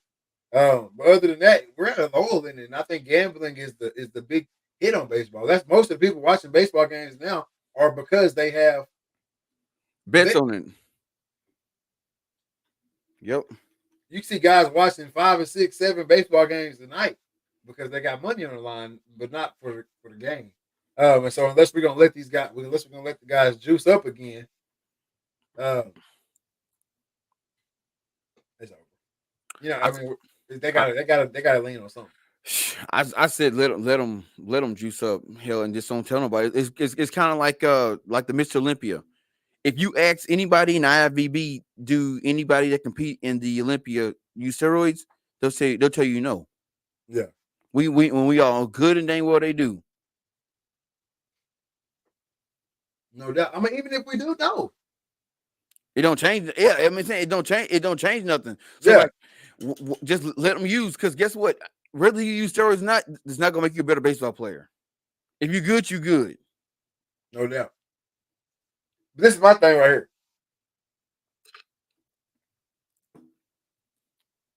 If everybody's on the juice, Then nobody on the juice. then nobody's on the juice. If everybody's on something, because you can regulate it at that point. And I think that's what obviously every system will be taking advantage of. He said, like you said earlier, I got up every morning to see if Social McGuire hit another. Yep.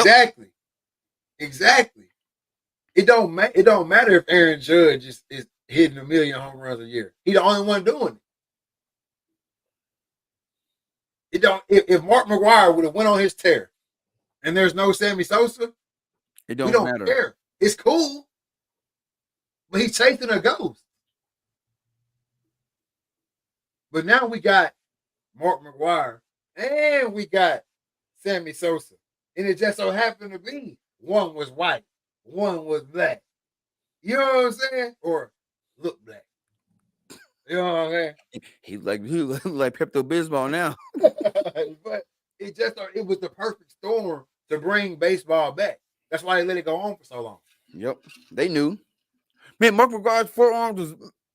Come on, man. Like this damn cup. You take one look at Mark McGuire and come on, fam. Even though my boy never he said Sosa not so much anymore. No. Hey, even my boy Barry, although he never tested positive. Throw that out there. Even when my boy Barry Bonds was coming through, he didn't look like Mark. Nobody looked like Mark. No. And then here comes Slamming Sammy. And we know where Sammy Sosa came from. We always want to talk about Barry's transformation. Look at Sammy Sosa's transformation. So if you ask me back in the day, Barry got fat. That's what I would have told you because it didn't look as swole up. And Mark McGwire and Sammy Sosa looked like them Mr. Olympians. Yes, they did. In tight ass baseball uniforms. And so it was a perfect storm for everybody to watch. Damn, is he gonna hit another one? Even like when Barry Bonds was doing his thing, there wasn't nobody to combat it. He was just smacking them bitches in the boat, in the water. You know, like that was the whole thing. But Sammy Sosa and Mark McGwire, that race, the competition, who you pull on first? I mean, look at Sammy, and then boom after. It's like that's what I'm saying, man. Just their arms from the shoulder to the wrist, like the cats was like they just got like right here. Like look, they just got huge, and it don't get no smaller from the shoulder to the wrist, bro.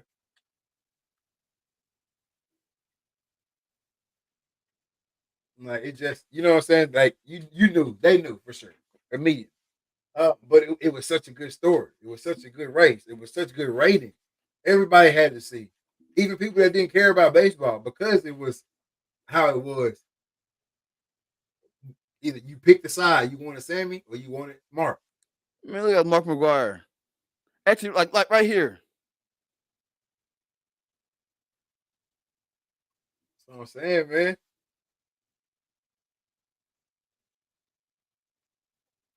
Knew them cats was on that shit, man. Look at them. Mark McGwire was supposed to try for skipping leg day. Hey, just shoulders and arms, baby.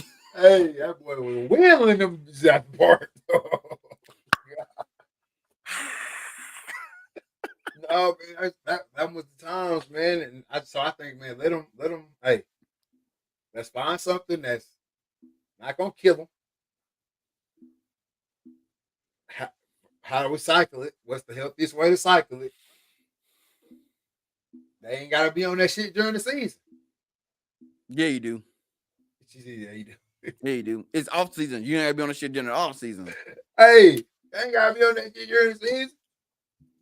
Season too long. If it was like a football season, they don't.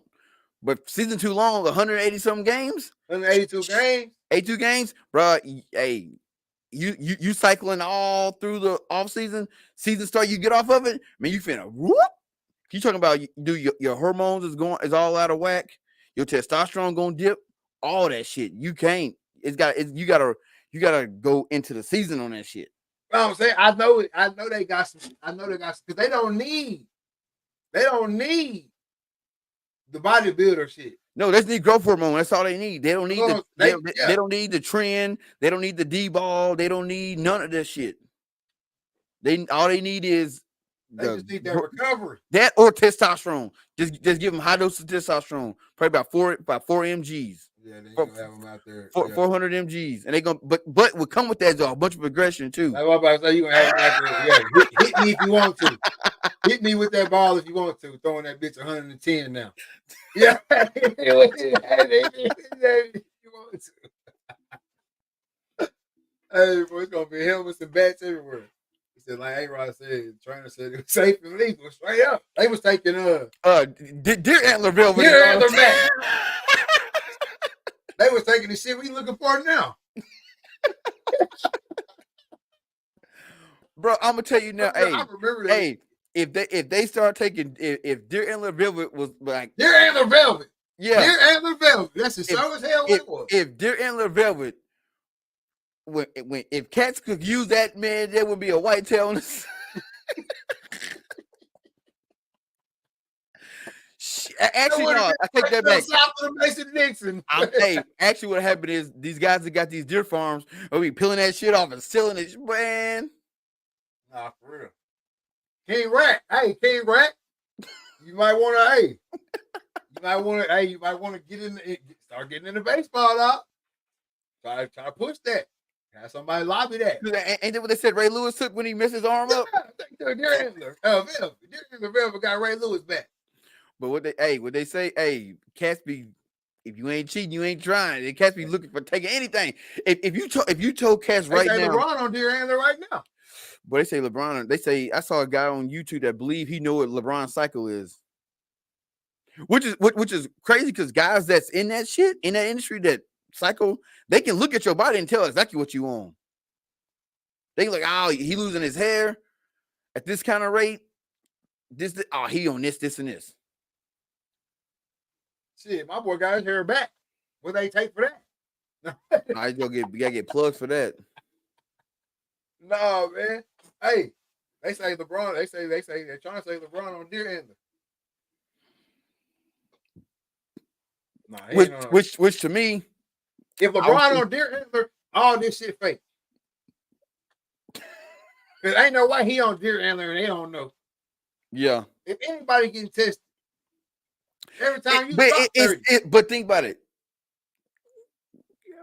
If they can't test for that shit. What am I testing for? That is a natural. How do cats get caught on the Deer Antler the first time? They still have. You can't just tell on me. You can't just tell on me now. Because Ray Lewis didn't get in trouble. It said it was that shit wasn't real. What? Ray Lewis ain't take no damn Deer Antler Velvet.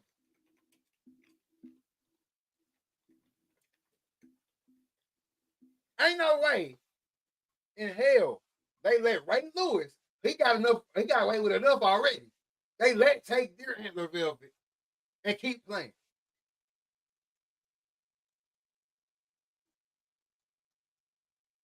Please tell me, so I can stop watching football altogether. I mean, you can buy, bro. You can buy it. They got peel for them. No, I don't get. I bet you can buy it.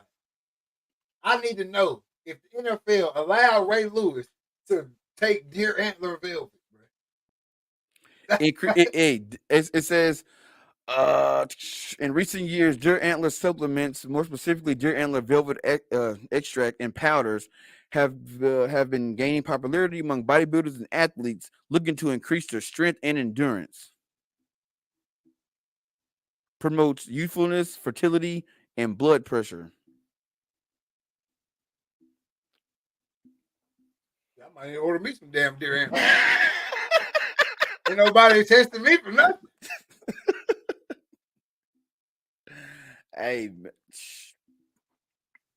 give me some Deer Antler. My thing is, when you go test for that, you pee in the cup, it ain't gonna come up Deer Antler Velvet because all Deer Antler Velvet is just a mix of a bunch of different minerals. I know it's got to be some type of your number, a normal person. Yeah, your numbers will be high, but they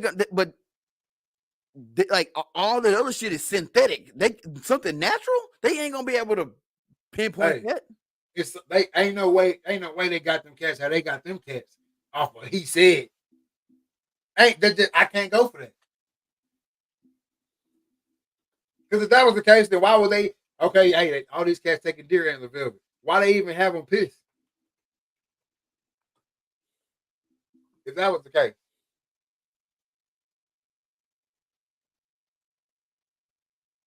Yep.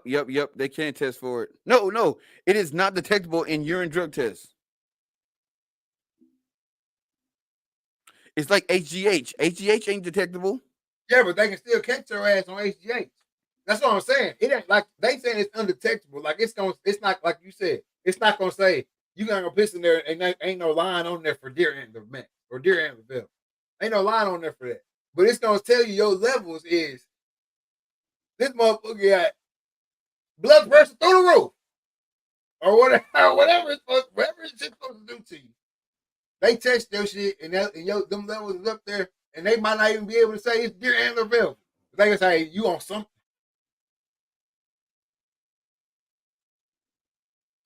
They gotta be. No way they out here condemning cats off of hearsay. It says the World Anti-Doping Authority, they can't even test for it. Like it don't show up. So how they getting them? What in the hell? Oh. That's me. Boy, this boy reached childish as hell, man. Boy, that boy crazy.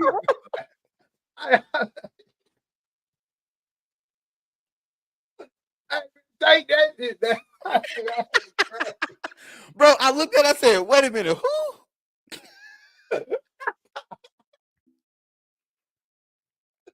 Hey, man. Hey, yeah, Barry Bonds should be in the Hall of Fame, no doubt. Barry Bonds should be in the Hall of Fame. Pete Rose should be in the Hall of Fame. Yeah. Bro, but I don't know. I told you what they're gonna do with Pete Rose.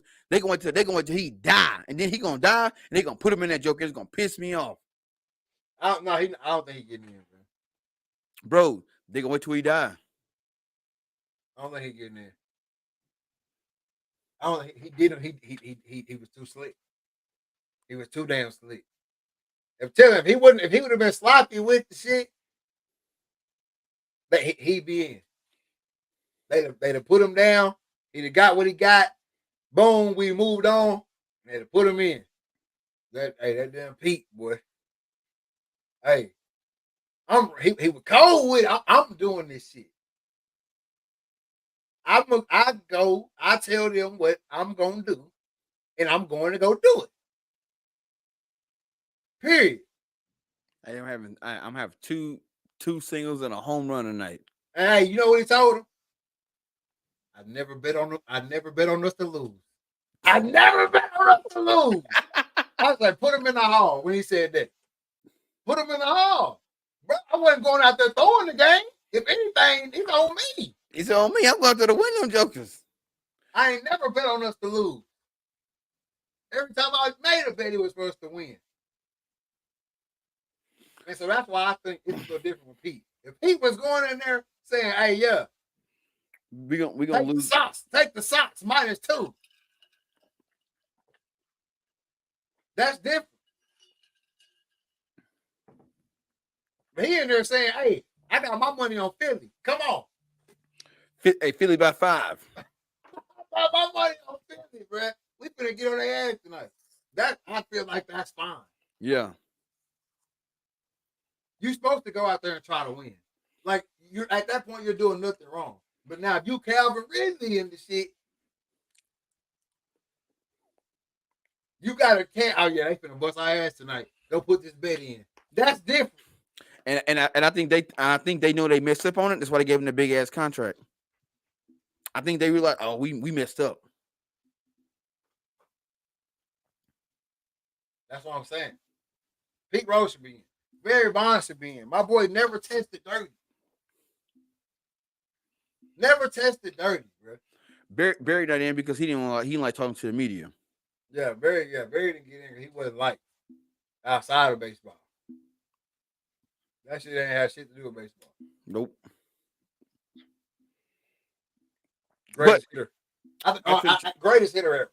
Oh, for sure. Power hitter, for sure. No doubt. What was on that? This bat from the left side. Bat speed out this world. I mean, the list goes on and on and on and on for Barry Bonds. I mean, bro, just throw that bitch up here. And it's gone. Like that.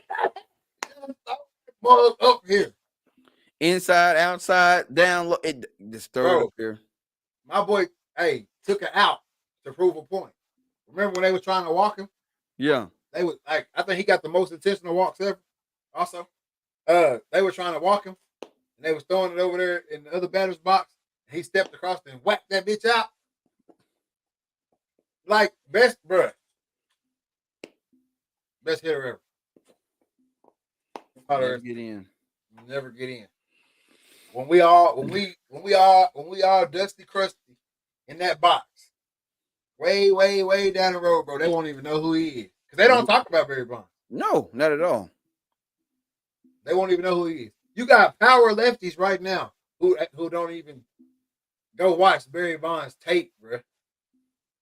You got power lefties right now that don't go watch Barry Bonds tape would never even think to watch Barry Bonds tape. No, he too taboo. He too taboo. Bruh, you ain't learning off watching nobody swing. You ain't learning how to swing that bat from the left hand side if you ain't watching no Barry Bonds tape. I'm talking about hands, hips, feet, eyes, the whole package at the plate. Send that joker to the water. Bro, I got this short ass bat and I'm not even finna crowd. And I dare you to throw it 2 balls off on the outside. Watch me put that hoe over left field. Hey, you want to hear a wild story? Yeah, let me hear one. All right, so when Barry Bond hit the championship home run, I mean not championship home run, but the record breaking home run, right? Right. You know the dude that all season long he had that canoe out there. You know what I'm saying? He's going to get the ball. A bunch of them. Yeah. All right. So there's one particular dude. He had a yellow canoe. He got the ball. All right. Now the Hall of Fame, not Hall of Fame, but Major League Baseball wanted that ball. It's the record ball. Yeah. All right. He was like, nah, hell no. State of California, since that ball has a value to it, Tax. he got paid taxes on it.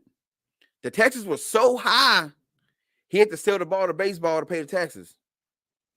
He had to sell it to the MLB to pay the taxes. I'm on my way to Georgia. Wow. I've been gone. I don't live in California. I I ain't don't even live from in around here. California. I'm gone. Bro, shit like that ain't got no value. Especially if you like that dude was a Giants fan for real. Yeah. Like McCovey Cole was finest. You know what I'm saying? Like, hey, McCovey Cole was finest out there for real. Diving in the water for the balls and shit. I know y'all remember. Bro, I am not giving y'all this ball, bro. No. I'm not selling y'all this ball don't got no value, man. Bro, you know what I would do for that, bro? The Barry Bonds home run ball to be the catch. The Barry Bonds breaking the record home run ball. You know how I was about Barry Bonds growing up. Yeah. Bruh. That's some shit you can't buy that. You can't buy that shit, bro. You can't buy that shit with a billion. You can't buy that shit with 3, 4, 5 billion. 100, man, come on, man. Because it's only one. That shit right there, bruh. I remember tuning in. Like, you talking about the Mark McGwire and Sammy Sosa shit. Bro, I remember religiously. I've never been a Giants fan. Ever. But I remember religiously tuning in to that shit. I knew all the players at the time. Bro, I didn't like baseball. I was tuning in, and I would be pissed off, bro. Like it's like when he got the bat, you was on edge. You say, "Is he gonna hit another one?" And when he didn't, be mad than a bitch. Man, come on. Or he hit it to the wall. Yep. The one that hurt your soul. He hit that bitch to the warning track. And everybody, nope, didn't make it. That's what I'm saying. Hey, this generation right here. Shout out to all the old heads that got to see Mike and them too. Because if y'all still rocking with us, y'all done got to see a bunch of crazy ass moments, not only in history but sports history. Yeah. I mean, y'all got to see Mike's 3-peat. Then y'all got to see a rerun of the 3-peat. Y'all got to see Shaq and Kobe do their thing. Yep. Y'all got to witness all LeBron. Y'all done got, let's see, who else? Y'all, Tom Brady. And if y'all was seeing Mike and them, that means you seen Jerry. And you know what I'm saying? Like y'all got to see all the guys from back then. And now y'all getting to see all the greats now, bro.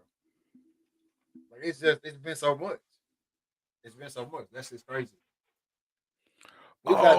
What's they even got to see the oh man, what, the Malice in the Palace? Nope. Yep, they got to see that. They got to see all the good brawls. All the good brawls. They got to see. They got. Hey, they with Steve Bartman. Steve Bartman. Steve Bartman. Where's Steve Bartman? Coco Chris was going to catch the ball to go for the 12-02 Oh, World Series, and oh, he reached up and count that bitch.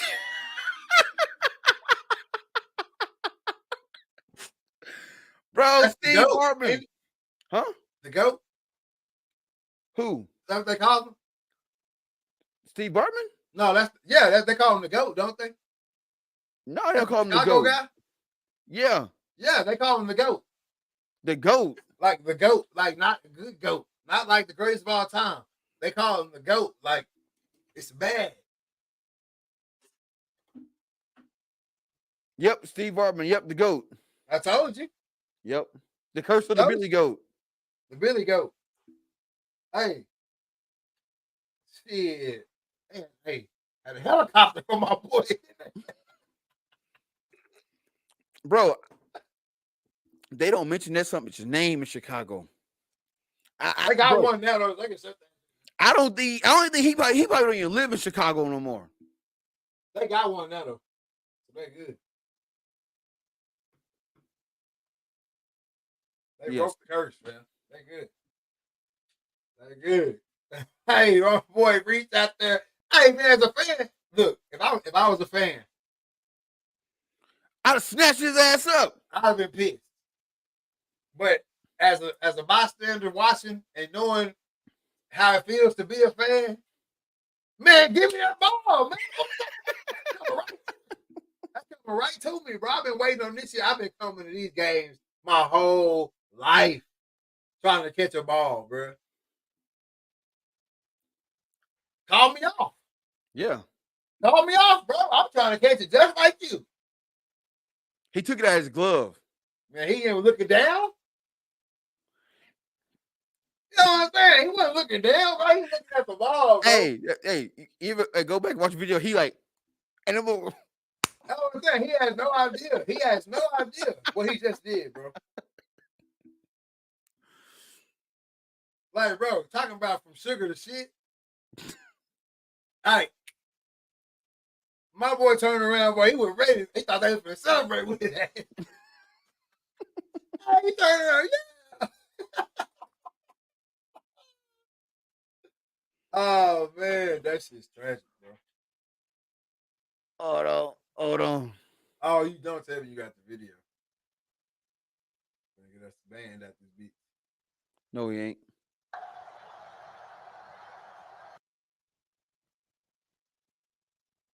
Oh, this is painful to watch. Give me that!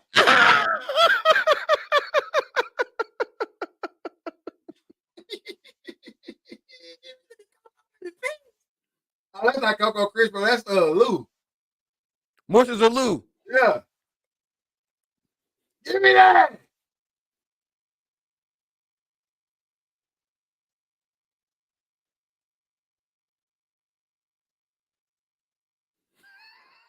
Look at my boy. Never look down, bro.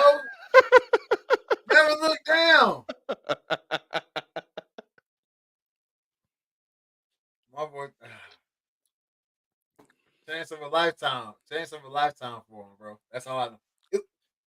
That was a hard that's a hard go at it, man, for any fan. But my boy thought he made the play. Hey, my boy thought he made the play of life.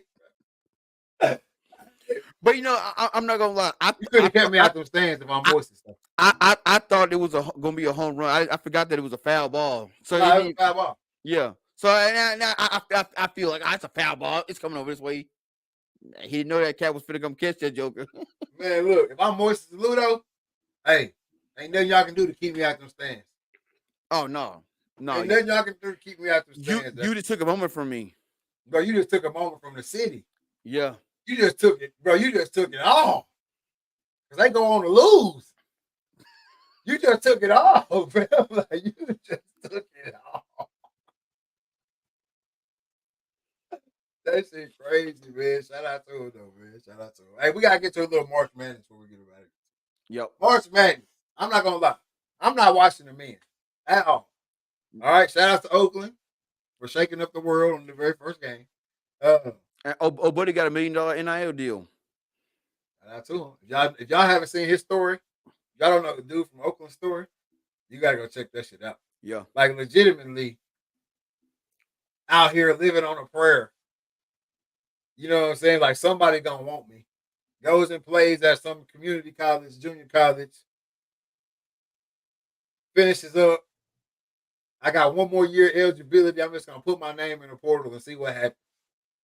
If a D1 school bets on me, I'm gonna play. And University of Oakland or Oakland University. So hey man, we want you. My boy took 374 in the regular season. 374 3-point attempts.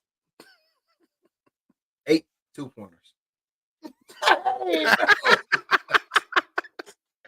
I'm out here. Hey, this is my last ride. Hey, they never fly. Bro, I'm watching that game, and bro, it wasn't like he was literally catching that joker and like it reminded me of like when your uncle you have to the cookout. Hey nephew, give me the ball. He Bruh. wet and bro, but that's what the tournament do. It's guys like that.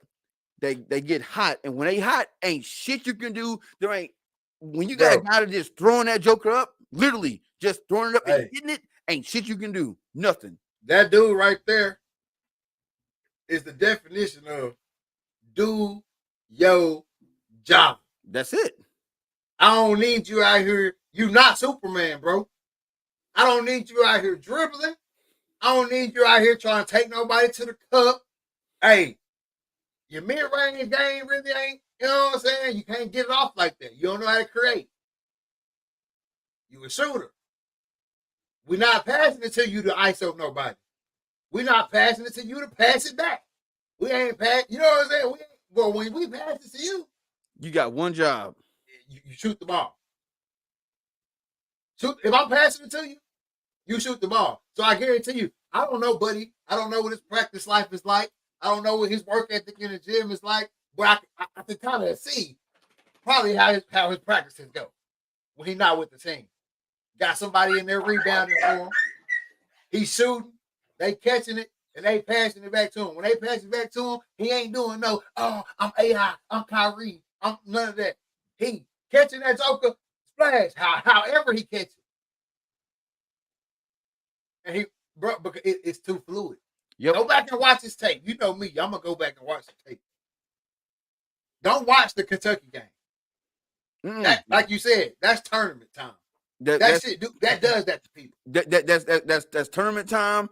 That's the bright lights are on. I don't know if I'm gonna play again, and I'm just gonna let this joker fly. But you go back and watch down like early in the season, he letting that joker fly in the regular season. Well, he letting that joker fly every time he out there on the court, from JUCO to community college to now. Fly. And so that's what I'm saying. Like, I think if like, the biggest story out of that to me, I think if any kids watching gonna take anything from it, don't take away from it. Oh, I just need to go out there and jack up a bunch of threes, and I'm going. You know what I'm saying? I'll be able to get somewhere off of it.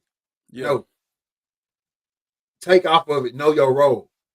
Some of y'all just passers. I hate to tell y'all this. Some of y'all and parents, I didn't hear this too. Some of your kids is passers, man. They just passers. Hopefully they get on a team with a good score and they can prolong their career in passing. Learn how to play D, Johnny.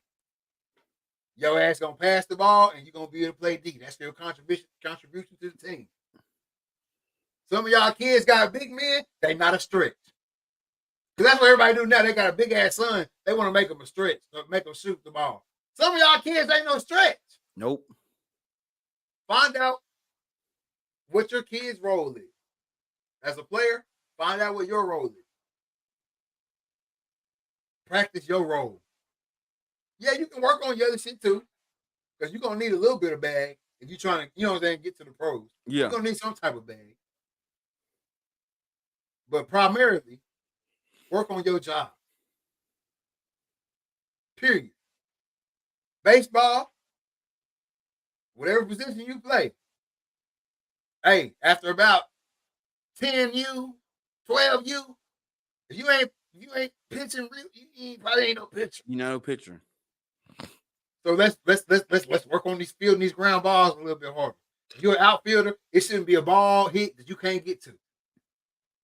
Football, stop trying to be the quarterback, the running back, the receiver, and the tight end. You can't do all that. Nope. Find out what you're going to be,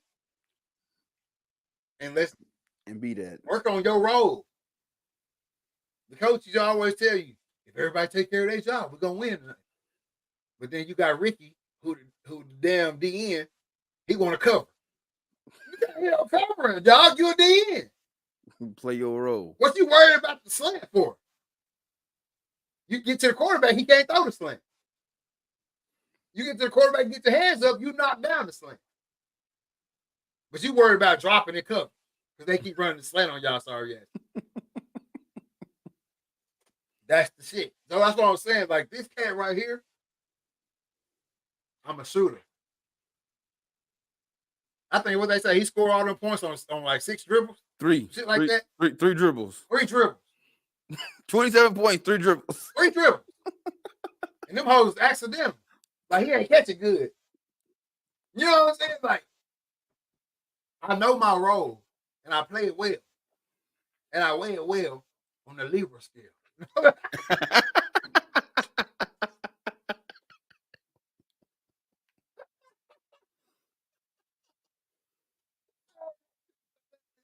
But no, you gotta know your role, man. You gotta play your role, especially when it comes to this shit, man. You gotta know, man. It's been so many times. Like, think about how many LeBron James teams that we've watched, and he kicking that hoe out, and ain't nobody hitting. Nope. Kick it out, clank. Kick it out, clank. Kick it out, clank. How the hell you on a team with LeBron? And every time he kick it out, you ain't ready to shoot. Look, hey, you know who's gonna make a career? That his career will, if he goes to any other team, his career dies rookie season. Who? AR-15. Austin Reeves. On the Lakers. If he goes to any other team, bro, his career probably die because they're gonna ask him to do too much. They're gonna act too early. Because you see, he can get to the cup. You know, he got a little bag on him, but it ain't every game bag. It ain't a place where he can show up and you got to be the guy today. No, he didn't need that. He needed somebody to say, "Hey, this your job. Hey, when I kick this hoe out, yeah, it's cool. You can get to the cup. When I go sit down, when I'm out here, when I kick it, I need you to hit that. Hit that joker. That's it." What that boy Austin Reeves started doing. Oh, what time you get here, bro? Shit, I'll be here too. Oh, you get here at 6 tomorrow? Shit, I'll be here at 5:45 waiting on you. Shit, you gonna see me. And every time you kick it, guess what I'm gonna do? Wet that joker. Hit. See, you kicked it to me twice last time. I hit twice. You kicked it to me 3 times this game. See, I hit 3. Yeah, I'm going to call my own shit. I know he can hit me that 4 times this game. You know what I'm saying? I know he is. Now it's we in season 2 of Austin Reeves and LeBron being on the same team, and now he's kind of a guy. Yeah. You know what I'm saying? Like, it's a no-brainer. Now, anybody who out there, if I need to kick it to somebody, I'm trying to find his ass. He gonna hit. Exactly. D-Lo becoming the same way, but D-Lo, your ass been in the league 10 years. That's crazy to think that too. He been around a long time. I don't even know if it's been 10 years, but it's been close. Like, I need you every time I kick it, D-Lo, I need you to hit that shit. Like, that's what I'm saying. Just do your job, man. Take that from Buddy from Oakland. Just do your job. Now let's move on to the interesting time. But I think you are like a lot of people in the country, not really paying attention to the men, but they pay attention to the women. And I think it's because it is a very, very pivotal moment for women's basketball. It is a very pivotal moment. Oh, this is the moment. This is it. This is our time to shine, bro. I don't see it coming back around like this. Nope. You got the girl from Iowa State that might could carry the torch, but you know, I ain't trying to be no LA, but she don't look the part. Yeah. Yeah. No offense. She a baller. Hey. She a baller, flat out. But let's be honest, she don't look the part. So right now you got Caitlin, you got Angel Reese. I'm gonna mess up her name, but you got 6'8" from South Carolina. Barbosa, Cardoza. Yeah, Cardozo. You got Juju, which she only a freshman. But you got Juju right now, UNC. It ain't it's something I'm missing too, that's baller. So Oh, old girl from Iowa State. I just said her. No, I said Iowa State. Yeah, that's what I said. Unless Who? I messed up the name. Her name's I know she from South Carolina State. No, I'm talking about I said the one that don't look the part. Iowa State. Talk about Audie Cooks. Audie Crooks. Yeah, the Iowa State. Iowa State. She just Yeah, dropped like 30. Yeah. yeah, she don't look the part. Yeah, so that's what I'm saying. Like your time is now. Like with the girl. You got the girl from Utah. Yeah. Like the girls I just named. Like if you miss your window with these girls, with this much talent, these many eyes on it, this much excitement on it, it's gonna be tough. Yep. And it's sad to say, but you need a South Carolina LSU or South Carolina Iowa in the. You need South Carolina, Iowa, LSU, and a UConn in your Final Four. You gotta have that. You gotta have that. But You don't have to have that. I mean, you have to have at least one of them. Yeah, gotta have one of them. But I can tell you now, there are some teams that people overlooking that can shake the shit up. Like Iowa overlooking Colorado, and Colorado could beat Iowa easy because Colorado got 3 or 4 girls. They already beat them once this year. Yep, they got 3 or 4 girls that'll come out and all 3 will drop 30 on your ass straight up. I just think if Caitlin Clark makes it to your Final Four championship game, your ratings stay high. Obviously, if she's playing against Angel Reese, that's gonna be ratings. That's going through the roof. South Carolina LSU rematch will go crazy, especially after the scuffle last time. UConn Caitlin Clark would be another big one. UConn Angel Reese or UConn South Carolina would be a big final. I think as long as you have one of them in there, as long as you have one of them in there, it really don't matter who they're playing against. But if you can, if 2 end up playing against each other in the final, then you're gonna have something there. Maybe the most watched ever. Yeah, could be the most watched ever. Ever. Like men's and women. Like if Caitlin Clark versus Angel Reese happens again, it'll be the most watched ever. It'll be the most watched tournament game we've ever seen. It's got to be because all the shit that happened last year. No doubt. But that's not the game to me, though. That's not the game to me. When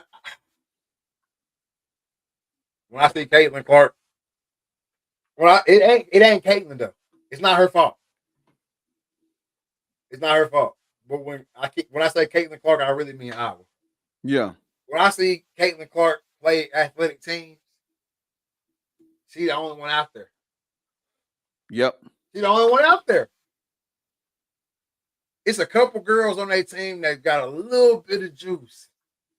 Like a little bit of juice when it comes to the athletic teams. But for the most part, with the athletic teams, it's Caitlin versus them. Like she getting hella buckets. And everybody else is standing around watching. So I don't know. I think Colorado puts Iowa out. Yep, I see Colorado putting Iowa out, and then LSU beating Middle Tennessee. And then Notre Dame will beat Oregon State. That's just 3-2. That could go either way. I say Notre Dame will take that, and then you'll have South Carolina beat Indiana. UConn is already out. UConn's out. Yeah. There you go with that. Oh no. Notre Dame. I was looking at the wrong bracket. Where UConn at? UConn got Syracuse. No, UConn got Duke. That'll probably be a good one. So yeah, UConn will beat Duke. Stanford will beat North Carolina State. Texas will beat Gonzaga, and Baylor are gonna beat Southern California will beat Baylor. USC. Yeah, Oh, that's another team you gotta watch that could be a Final Four in that Final Four too. USC now. Yep. Juju Watkins. It's like it ain't never been like this. It ain't never been like this. Hey, this is coming from which I know it's a lot of hype around it, right? And me and you, we normally just dismiss these comments. But I've heard from 2 NBA players now who have kids. One's the same age as Juju, one's a little bit younger than Juju. And they both say Juju can play with the boys. No. No. I'm just telling you what they say. A lot of people might say it, but it ain't happening. It's a different game. They look at the phone. They're looking at just she can shoot. So many factors going. I don't think they're looking at that because these guys are bangers. These ain't your average NBA guys. I know that, but I'm saying it sound good. It do sound good, but no. She ain't going to the cup on nobody. She ain't got to get there. She just got to start going there. Because that snatch back. Hey, she creating space with that joker. It's a little different. I ain't gonna lie. Yeah, but you got to understand though. Everybody gonna tower her, so she got to shoot up. They already up there. That's the only thing that's gonna most people ain't thinking about. She's shooting up. Her tape a little different. That's all I'm gonna say. Go check the Juju Watkins tape. Her tape just a little different. I didn't see who they've been saying is the ones. Her tape just a little bit different. She a monster. She a monster when it comes down to it. Head fakes and all. She got some game. She only a freshman too. I don't know. I'd have to see it. Hey, yeah. She like Dion, baby. She ain't hard to find. Type that shit in. Juju Watkins. She gonna pop up immediately. Probably when you type in Juju.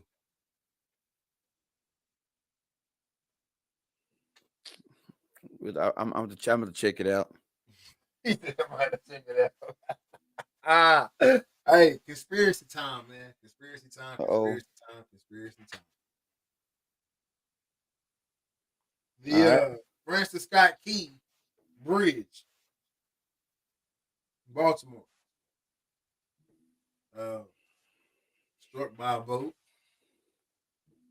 collapsed.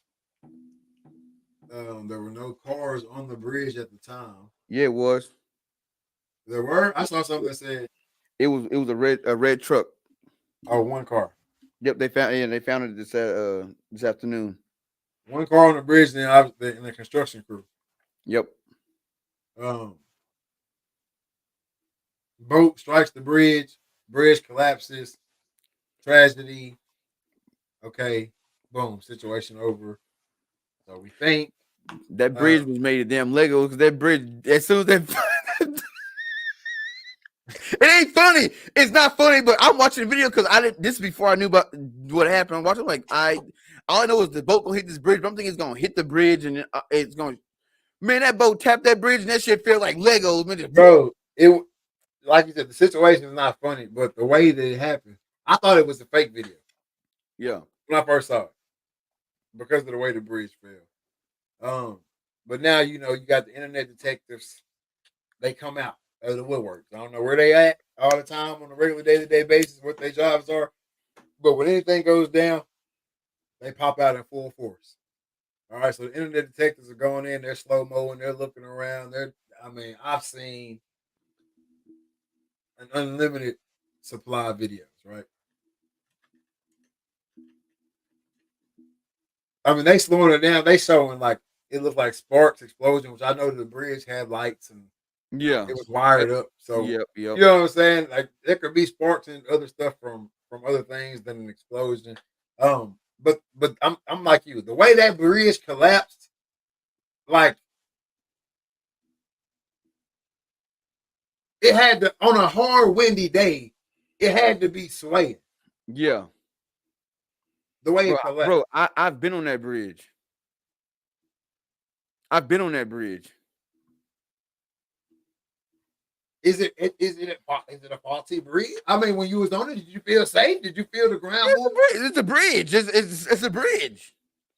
I didn't feel. I've never felt like I was. I mean, you got the bridge. You got the old rickety bridge. You got the brand new. No, it's a. I would say a sturdy bridge. I mean, the damn thing. Tin can. Bro, tin canned up. I mean, there's a game on my phone. No lie. There's a game on my phone that you gotta build a bridge to get the truck to the other side, right? Yeah. And you gotta put them in there put the shit on there a certain way, or when the truck get on there, that bitch gets to wobbling, it'll fall in. That's how you lose, type shit. When the damn boat hit that bridge, bro, it looked just like that game, fam. With the shit, like it, there was no pause in the action. There was no like, oh, I might think we gonna fall. Like for the workers that was working on the bridge, there wasn't no like, oh, the boat hit it. Oh, boom, we hanging on. Oh no, the bridge gonna fall. It wasn't none of that. It was tink. And then what's shocking is when you find out how fast the boat was going. That's what I'm saying. It's only going 8 knots. That's what I'm saying. Like it should have been like the boat should have took some damage. No, the boat should took no damage. You know how fast 8 knots is. It don't matter, bro. I'm saying, when you've seen it, you've been on a boat. When a boat moving in the water, y'all ain't even gotta have that mug running. If that bitch bump up to something, it's over with. Not over with, but it's gonna do something to that boat. Yeah, but you gotta think that's a big steel boat. But do you know how fast 8 knots is? Bro, you can be going 1 knot in the water. When that boat tap up against something, especially a big ass steel boat with containers on it, that whole moving at all is crushing shit. It's only going 9 miles an hour. But I'm saying on the water, that's a little different. Even on land, you put something that damn heavy and roll it 9 miles an hour and let it hit something. Oh yeah, that's what people don't realize. It's only 9 miles an hour, but that's 9 miles an hour carrying 300 tons. That's what I'm saying. It should have damaged that boat. But it hit the exact perfect spot. It hit one of the pillars and it knocked that pillar out. But I feel like, man, like ain't no bridge ain't got no damn crinkle points. No. There should be critical points. There's some critical points. I'm saying, like, for instance, in your car, if you smash up against something to protect the driver's seat, your car will crinkle up. That's why some people go 5 miles an hour and hit a damn stump and they shit look like they didn't hit a diesel head on. Yeah. You know what I'm saying? But on that bridge, I feel like that hole should be built where if one of these holes get knocked off, we still standing, baby. We might have to do some repairs. It ain't gonna stand forever. But we still standing. I mean, the only part that fell down was the steel framing. The concrete is still there. Yeah, the whole damn thing. The most important part was gone. You talking about the first shit they put in before they even contractor show up was still there? I'm sure it was. You talking about when you drive when you driving somewhere and they doing construction out there, the shit that's already out there? What? If they came in and put in months before it was time for y'all to come work on the bridge? Yeah. Yeah, you know what I'm talking about. Any construction you done drove by, oh, they finna start working on this bridge. They start finna build a new piece to the bridge. Months before they ever come work on the bridge, they come and put them concrete, the shit that's gonna hold the bridge up. That shit been there for months. Yeah, them pillars. Yeah, that shit gonna be there. It was there way before the contractors, and then that shit'll still be there way after the bridge. You see old bridges now, can't drive over them. They condemn, falling in. What's still there? Concrete. First shit they put there. Shit that's all the way to the bottom. Bro, I was shocked because I'm saying, I mean, that bridge, the bridge was here, and that boat just, I mean, it tapped it, and that joker just. So what's the conspiracy? Conspiracies, they blew that shit up like the other one. I ain't gonna say it. Like the other one. But what would be the purpose? I told you that infrastructure shit. I ain't did all my research on it, so I don't want to put false information out there. You know, they come get people for that nowadays. Infrastructure such as like the American infrastructure, like that bridge is first of all the name of it, then the second of all, it's like the heart line. Like so many people can't get to DC and in that area. Like it's some bullshit. It's. But I mean, if you look at the picture, that's damage right there. On the boat? Yeah. Yeah, it's damage on the boat. That's damage on the boat. That shit crazy, bro. I know I was at the archery shop and Kim was being Kim, and he was like, yeah, I'm sure Matthew's going to call and tell me that one of them containers that fell in the boat had all my bows that I ordered. I said, nope, but guess what? If I'm a company, I can show you that as an excuse. Hey, look, man, our shit was coming in, but you know, you saw that shit in Baltimore. Shit still got by Francis Scott, baby. Gotta wait on that. That ain't it, boy. That shit ain't it, man. You know what time it is, man. My favorite part of the show. Gotta have my mental health checks, man. I gotta know how you doing. 1 through 10. Personally, what's going on with you? Physically, you taking care of yourself. Business wise, what's coming up next? Shoot, man. Personally, man, like I said, life is good. Just still working on the house a little bit, getting some stuff changed. Got a guy coming next week to give me a quote on the deck and the front porch, getting that all redone. Think about expanding the deck out. See what else. Really nothing, man. Nothing. Oh, got these. I mean, I guess you can call it personal. Got the South Dakota Bow Hunters meeting next week, and I'm up for I'm nominated to be on the board.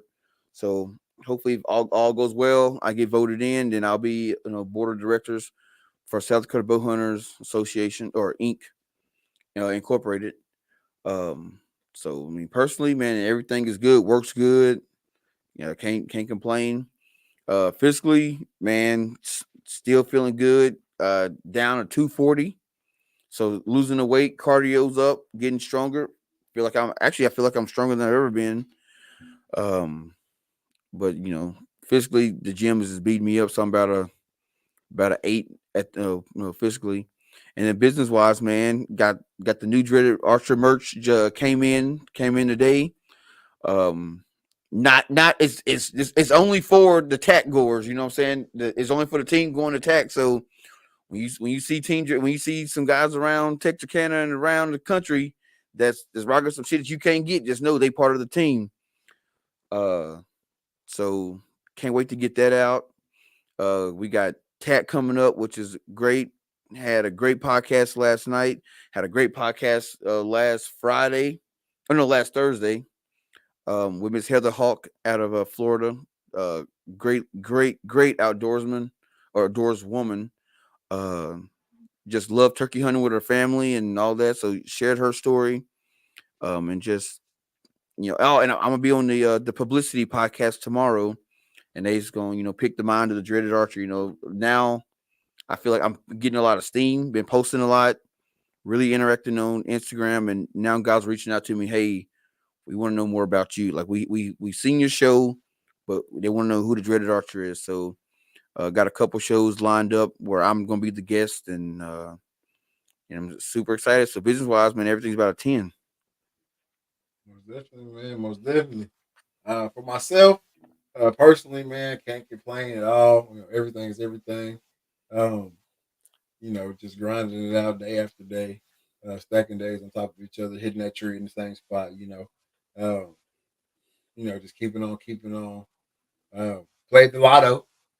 Been playing Oh man. been playing the lotto here lately, I should say, I guess. Uh, trying to trying to win that thing or change that personal real quick to 10, all tens. But no, man, everything's good, man. Everybody's healthy. Everything's good. So personally, man, I'm 9, 8, 9 green arrows going up. Physically, man, I'm gonna stay with my same sentiment there. I feel good. As long as I wake up every day and I'm feeling good and I'm able to move around and get it done, man, I'm not gonna even think about it. I'm not gonna complain. I did just get my new boots. Uh, Those for Irish setters. yeah, just got my new boots for attack, so I will be starting going on some little nature walks and hikes here and there. Just trying to break those in and just get myself ready. Uh, Vortex to make sure I'm not, what I'm saying, wavered at all from my legs or wind or nothing like that, man. So physically, man, I feel good. I give myself 8, 9 green arrows going up right there. And then business wise, man, come on. Season 6, episode 12, right here, the Read Talk and Listen podcast. Uh, every day is something new right now for me, business wise, man. I mean, picking up gigs here and there as far as the photography on the side. Every day at work, I'm just perfecting my craft, editing skills, Photoshop, everything, man. Just putting in the time and getting better. Um, that's something that I feel like I'm really good at already. You know what I mean? Already. So for me to feel like I'm getting better, it's kind of scary, uh, honestly, because this is a field that I never uh, thought I'd be going into. I never thought I'd pick up a camera and love the camera and want to go take pictures and want to video something and just look at stuff from that lens per se. So I'm just super super excited to be doing what I'm doing right now. Um, it's a great time to be involved with the company I'm involved with. New stuff coming down the pipeline every day. I just built an entire studio uh, for kids, youth learning educational podcast over at the Washington Community Center on the Arkansas side. Complete full studio, lights, mics, 5 different sets, all in one studio. The setup is crazy. Be on the lookout for that content coming out over on the Washington page. Um, I mean, I really can't complain right now at all, man. So business wise, man, it's a 10 right now. Green arrow is going all the way up, for sure. Heck yeah. Hey, with all that being said, man, you got any last words for the people? Yeah, man. I saw a quote and I was like, yeah, I gotta share this with the people. It says, we cannot solve problems with the same thinking that we had when we came up with them. So if you did some stupid shit, whatever you had a problem that you caused in your life, you gotta change your mindset in order to solve it. You can't go in with the same mindset. So if you did something out of anger, you ain't gonna solve it with anger. You know what I'm saying? So sometimes you gotta step back, reassess the situation, and then attack it. No doubt. I like that one, man. I like that one. Hey, man, first of all, if you haven't already, get over to the TikTok. All right, follow us on the TikTok. We're gonna start giving away. Y'all know how we do. We're gonna start doing giveaways over there on the TikTok and stuff like that. So y'all get to the TikTok, follow the TikTok, dropping the content for all the valued. I ain't gonna say value for all the loyal and day one Read Talking listeners. Uh, I know y'all already seen these clips because y'all watched the show. You know what I'm saying or Yeah, whatever. But get over there to the page, man. Hit that like, hit that share, hit that favorite, whatever it is over on TikTok that gets it rolling. Hit that and get involved. We're gonna start going live for y'all too over there, man. So y'all see myself on the Read Talk and Listen page, and then the Dreaded Archer on the Dreaded Archer page. We're gonna get over there, both of us on it, do the little battle thing. Y'all just get over there and hang out with us, man. That's TikTok gonna be the hangout spot. Y'all come over Exactly. here and we talk. We're gonna go to TikTok, let y'all talk. You know what I'm saying? So come on over there to the TikTok, get involved with the Retalk and Listen, man. This thing is going up, y'all. I promise y'all it is. So is the Dreaded Archer. I mean, we've been working on this. We've been tweaking here and there, involved in this program here and there, right on the cusp of being, kind of what we thought the podcast could be way back when we started it. Exactly. So y'all just stay on the ride, man. Y'all just keep rocking with us, man. We promised y'all that we would keep bringing y'all this content and these conversations every week until we can't no more. And that's what we're doing, man. So y'all stay tuned with us, man, and we're gonna keep it rocking. Already. Hey, with all that being said, this is season 6, episode 12 of the Read Talk and Listen podcast. I'm your host, Nick Reed, along with my brother and co-host Trey Reed. No killer Cam tonight. We are out.